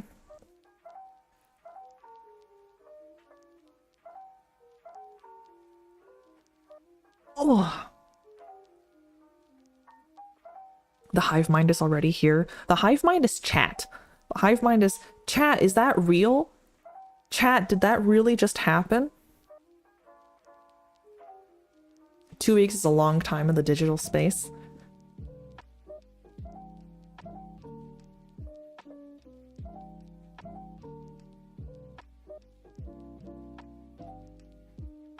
Ba ba bum bum bum. If someone makes a reference to something, your brain fills in the rest of the info. Yeah, exactly. Yeah, your brain is always trying to approximate things. Just wait until you have like 300 CCV and chat is just one giant wave of comments. I appreciate the faith that that's something that could ever happen to me.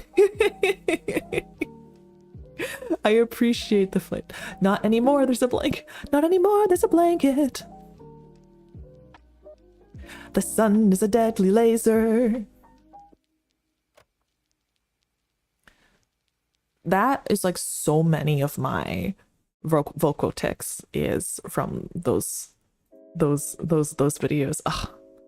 The history of the world, I guess. The history of Japan. It's so good. It's so good. That's honestly formed so much of my humor. Okay.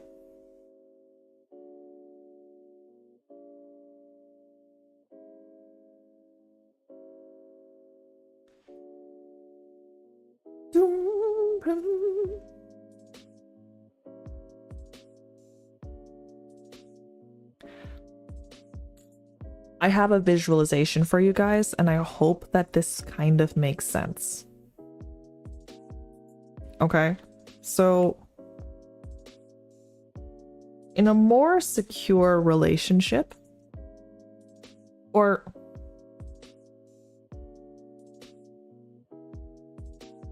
actually let's go like this. We're going on a spectrum, okay?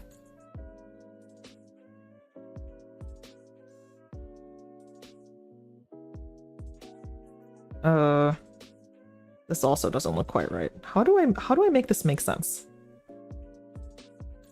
You know what? I'm just going to list them in an order that makes sense to me. Okay, so if we're talking about attachment styles in adults,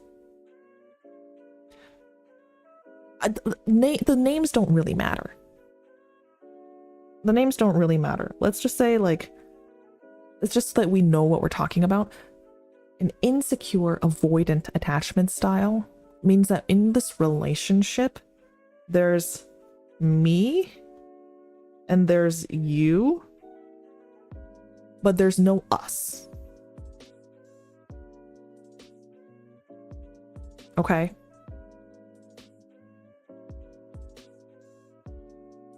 Whoa, okay. My computer did something very weird. Hello? My computer decided to disconnect for something for a second. Okay, there we go. So,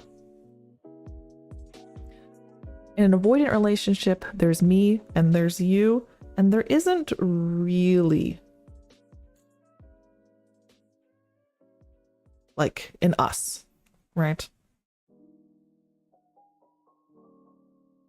In a, let me go down here. Individualistic. Well, like there's like not really a relationship, right? And then in an anxious relationship,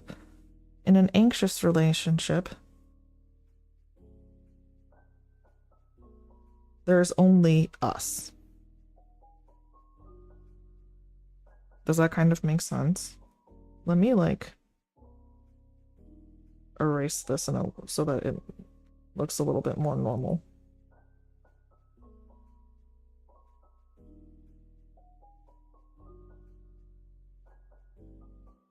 Actually, I think I can make circles with this.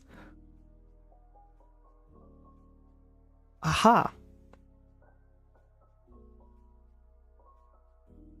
Okay, there's only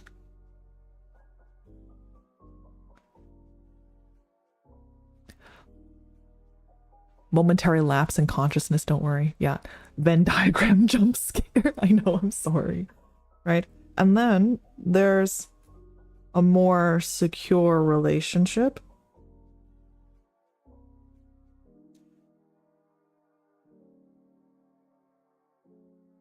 Right? Where there's me and there's you.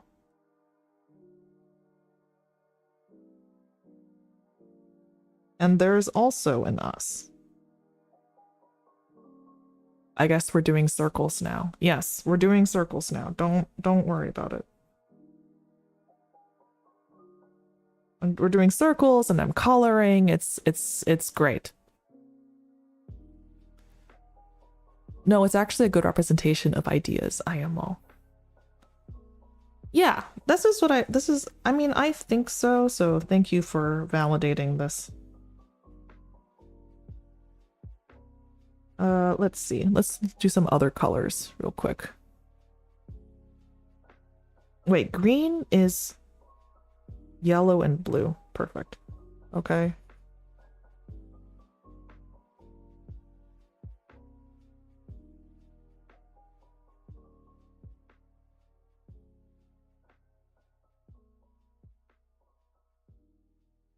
Okay, so like the this is how I would think about the attachment styles in a relationship, right? This is like an extreme version. It's simpler and more efficient than drawing people. So yes, exactly. We are circles now. Okay. So this is an avoidant attachment type relationship, right? There's me and there's you, and we are separate. I can't depend on you. There is no third thing that is our relationship, right? And maybe there are times where there's like a flash of something. Like it's not like maybe it's not necessarily there's like nothing, right? But it's like I can't depend on other people, so I'm going to avoid other people. And then this is like an anxious attachment. There is only us.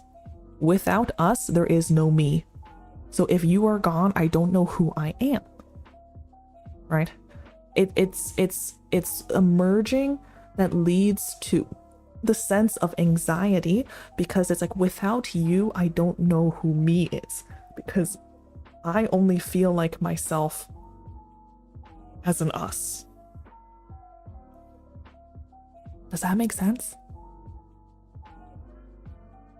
Right? And so you can understand why this person who has this sort of way of thinking of feeling in their relationships, especially with their caregiver, like this attachment, if your attachment is like this, of course you're very, very anxious and you're very, very insecure, right?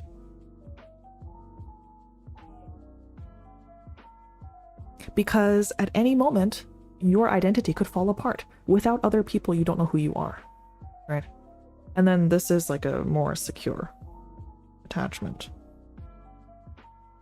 of being separated because they feel like they can only be validated by the other person, something like that. Yeah, it's an I'm happy if you're happy, I'm sad if you're sad, I can't be happy if you're not happy, my happiness depends on your happiness, if you're happy with me then I'm happy with me, but then if there's no one there, who are they? And then that leads to like a very insecure sense of self. It's just not very good.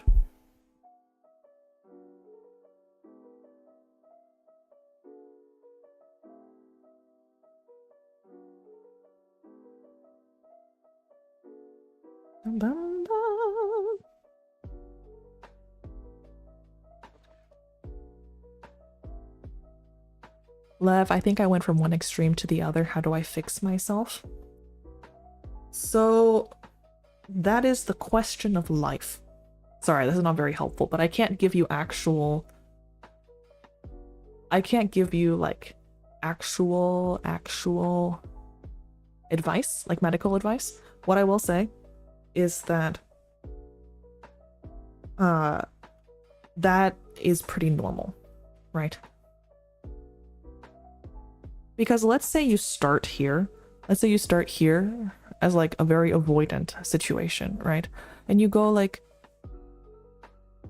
I don't like this. I don't like how this feels. I want there to be more of an us. I want to feel connected to other people, right? However, nuance and being in the middle and ambivalence and ambiguity is hard. So a lot of times people will like do this, right? It's easier to go to the other end of the spectrum than it is to go into the middle. How much us is the right or a healthy amount of us? I don't know. I don't think that's something you can quantify, and I think it's different for every relationship, right? I think having empathy towards others is great, but yeah, don't go too far. I mean, you should still have your own sense of self, is I think the point that I'm trying to make.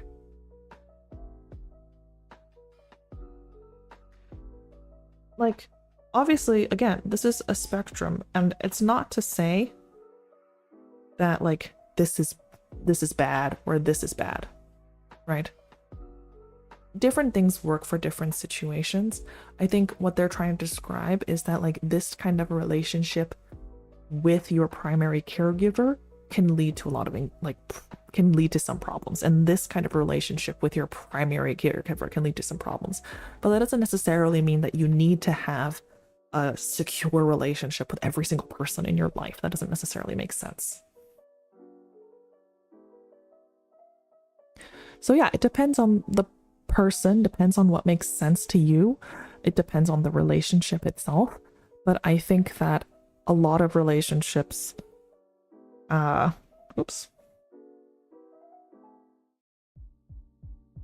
lot of what makes having relationships hard is that as human beings, it's easier to go 0% or 100%.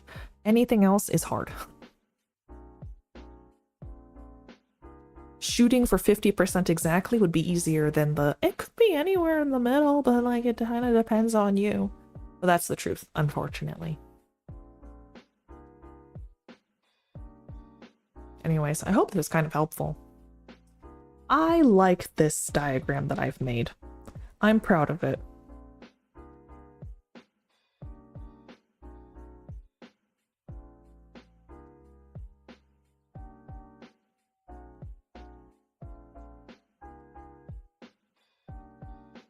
Oh my lord.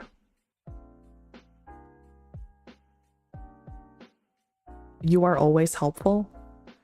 Oh, I don't know about all that. I think the person's circumstances alongside their natural aptitude of EQ dictates a lot of issues. I think this is very true.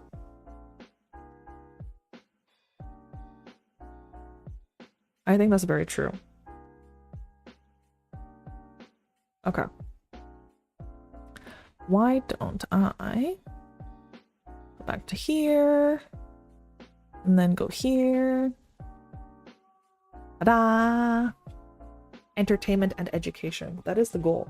Also, NZO. As a fellow streamer, wasn't that cool? I used a chat command to move my model around. Sorry, I'm like one of my like great loves in life is problem solving.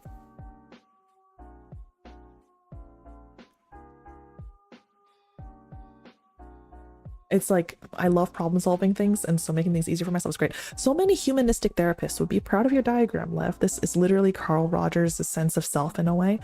That makes sense. That actually makes me feel very happy, because a pure like therapist, psychologist training is very different from a pure like a psychiatric training. So I actually didn't get assigned very much like Carl Rogers or honestly anything. I read stuff on my own, but the degree of psychotherapeutic training and the things that you get focused on is often very different in psychiatry, right? Because psychiatry comes out of medicine, which is a very like treatment oriented, time limited kind of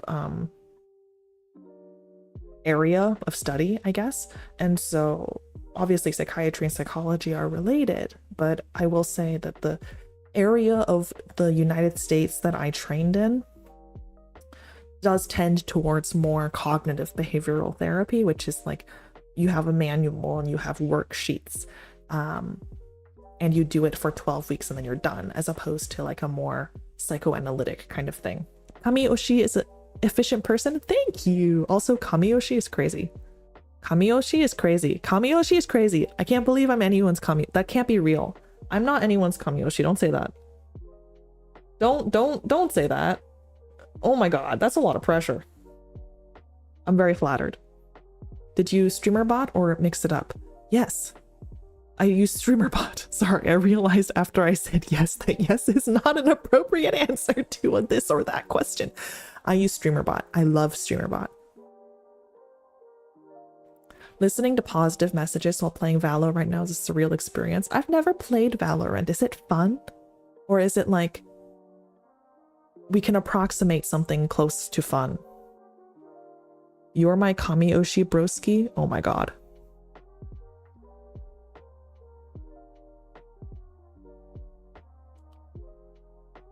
I can't believe it. Am I really? That's so sweet. Really? Really? Really? Pressure's mounting. Truly, the pressure is mounting very high.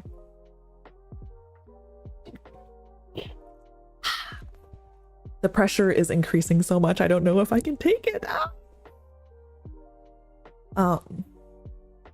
Yeah, no, I love StreamerBot. I love StreamerBot. I love doing fun things. Let's see. There we go. See? I have a dancing pudding toggle. Congrats on being many people's Oshi. Thank you. Thank you. I'm very, very flattered.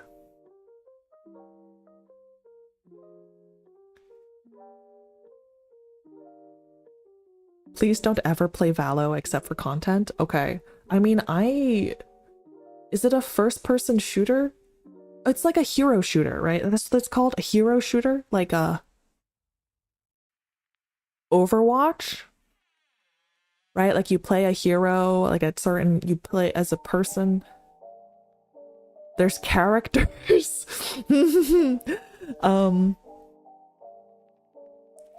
I know things. Yeah, I don't play those. I'm bad at aiming. The only game I've ever played that required some amount of aiming that I was actually okay at, it was God of War 2018, also known as God of War 4. Honestly, it's been a really great time. Even if I only got to 2 streams, it has been very entertaining and educative. Ooh, well, thank you. I'm really glad. You only made it to 2 streams? And you're calling me Kami Oshi? Doubt. Or actually, I'll be very flattered. I'll be very flattered. Guy says more like Counter-Strike. Sucho says more like CSGO. CSGO is Counter-Strike, no? CSGO and Counter-Strike are the same thing, correct? I'm not...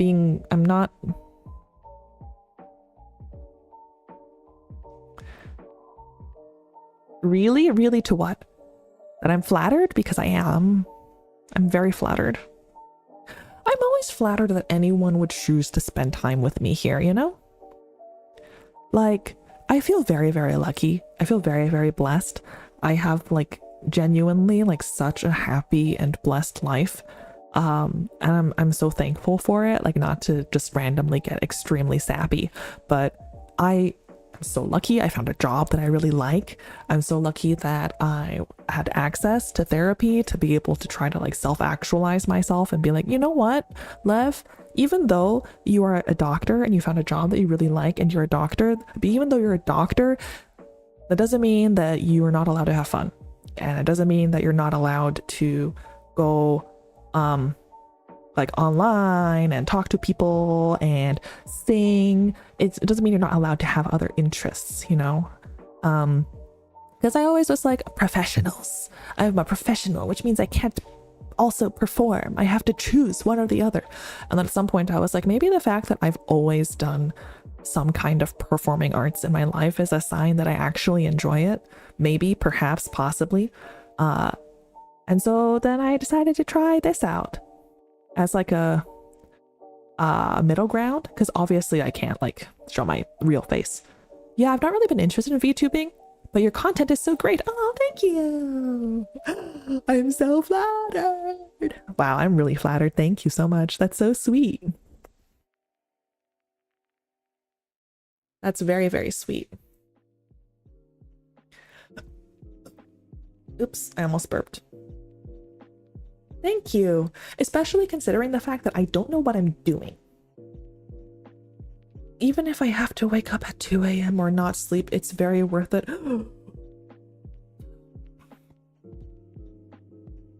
I say this like I don't also sleep at like 3 in the morning most of the time, but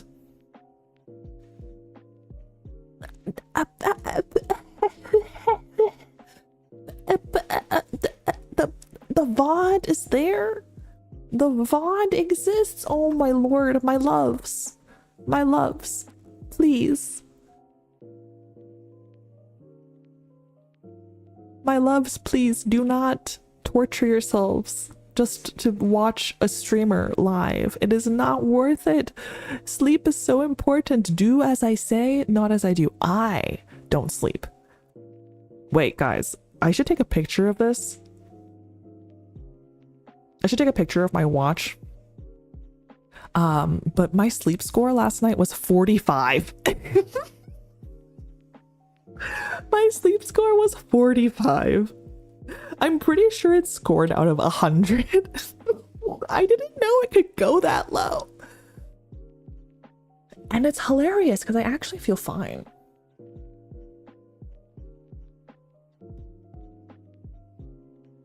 But I'll say this, it's worth it to watch Lev. Aw, thanks, Bone. That's so sweet. I mean, it means a lot that people like come to watch me and make time to come watch. And like, you know, spend time with me and listen to me chat about things that don't really matter. I'm sorry I wasn't more prepared. I just really wanted to talk about this topic because I find it very interesting. I'll try to come up with something like more well prepared in the future. Like an actual like lecture sort of a thing, because I remembered yesterday the stream idea that I had a couple months ago that I really wanted to do. Oh my god,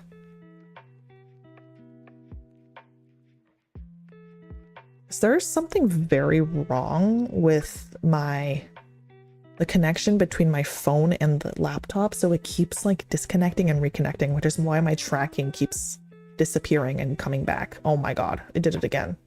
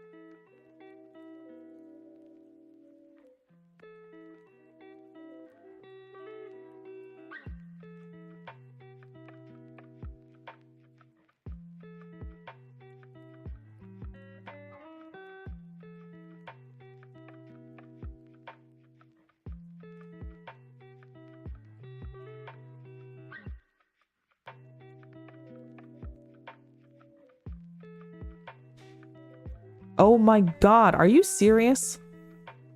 How long have I been muted for? What the frick happened?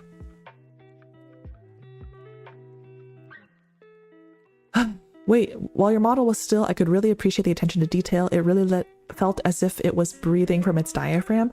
Yeah.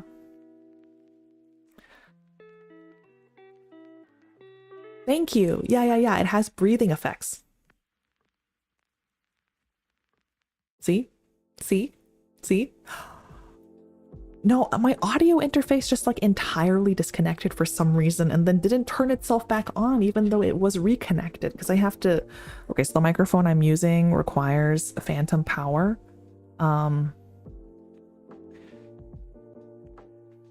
Oops. There you go. More 67s for you guys. What was I going to say while I was muted and then my model disconnected and why is this happening to me? Guys, I really try to not have this much scuff, but I guess moving just necessitates some amount of scuff. Most of the scuff is just because my IP address has changed, which is really annoying. I didn't realize how many things in streaming depended on your IP address. This thing between Sucho and Bonehead is for real, like Sukuna versus Gojo. That's a Jujutsu no Kaisen reference? Yes? Which I haven't watched, to be clear. Anyways, for the 8 millionth time, 800 millionth time, let me quickly say what I wanted to say, which is I remembered the idea that I had from a while back of a stream I want to do that I think would be fun and educational that people said they wanted to see and have asked for since, but then I forgot about it and now I remembered it again. It's why, okay, maybe the way okay, I'll just say it. Why you can't be too smart for therapy, or why you can't be too self-aware for therapy. I do wonder if maybe that's too like extreme or definitive of a statement though. And maybe I should soften it. But I don't know. You know? He stole my gimmick.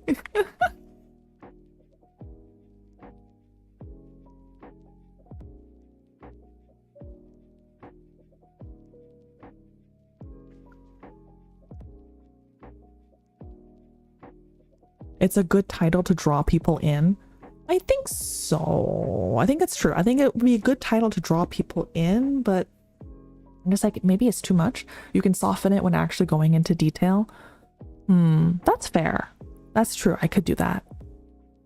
I mean, I would. I just, you know, I just don't want to be too, but I guess I'll ask the other, I'll ask my senpai. When will that stream be? That's what I'm trying to figure out. I want to actually be semi-prepared for it. I probably will make that vision is made up, everything is made up statement again, just because I think it's fun.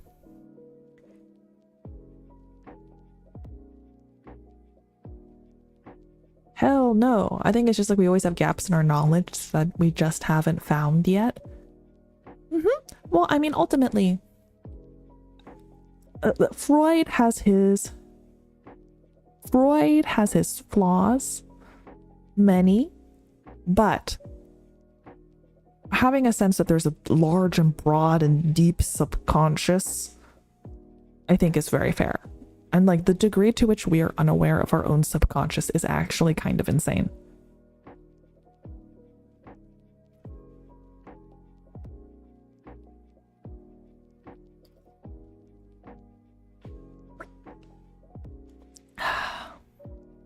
Going to therapy is almost like watching wrestling,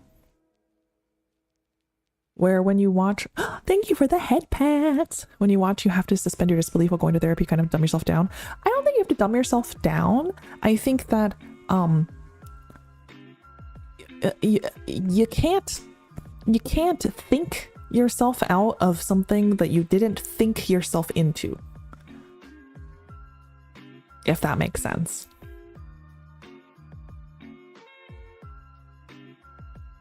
Immanuel Kant is le goat.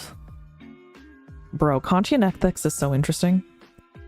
For real, JK, I don't know anything about this dude. I mean, Kant is pretty cool. I did take an ethics class in college. It probably would surprise you guys, like, not at all to know that I took ethics, and I also TA'd for a lot of English classes, like college level English classes, when I was in universidad.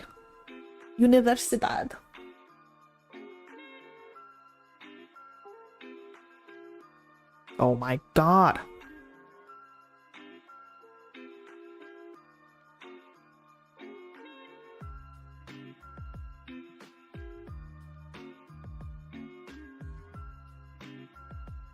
Oh my god. I swear to God, I'm going to kill something. I don't know if it's like my phone. I don't know if it's like my phone is overheating, or if it's like my laptop is overheating. I don't think my laptop is overheating. Wait, let's see. Oh nah, I'm going to uni in August. Am I cooked, guys? No, I liked uni.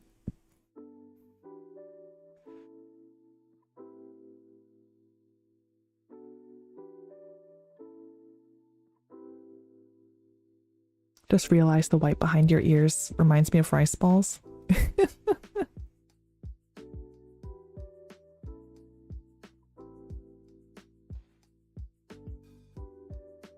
Okay. Dum, bum, bum. Let's see. What is my GPU temperature? Can it tell me this?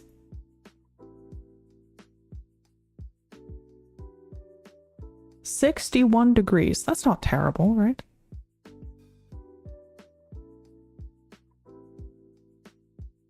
Yeah, no. Uni would be good. Undergrad was a lot of fun. I really enjoyed it. Okay. Did my first year of uni, when iPhones get hot, they stutter a little? Okay, maybe that's what's going on. Maybe I need to make my iPhone less hot. Let's make it ugly.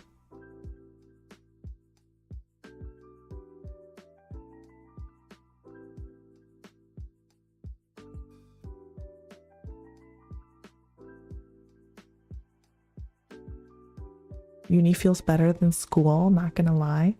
Yeah, no, it does. Uni 100% is better than school because you have a lot more control, which I personally really enjoyed. Okay, guys, let's find someone to rate.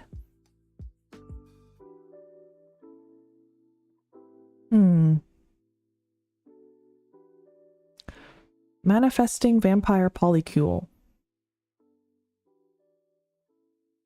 Okay, well, we're gonna rate Ying, who's someone that I really like because I think she's super cool. Or I think their pronouns are they, them, actually. But in any case, I really, really like them. They're really cool and they have a similar sense of humor. And they're playing a visual novel called Cage of Roses.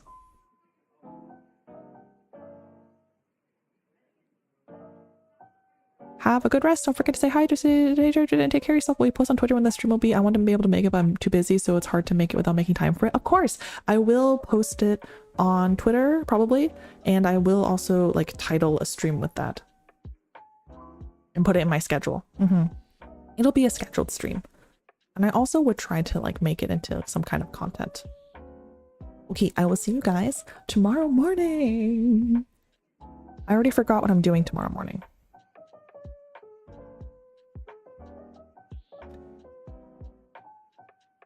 Thank you for this stream. Bye, guys. Thank you so much for being here. It means so much to me that you guys are here, even though I have been gone for so long. Doom Guy, thank you so much for the follow. Are you the Doom Guy from YouTube? Probably. All right, bye.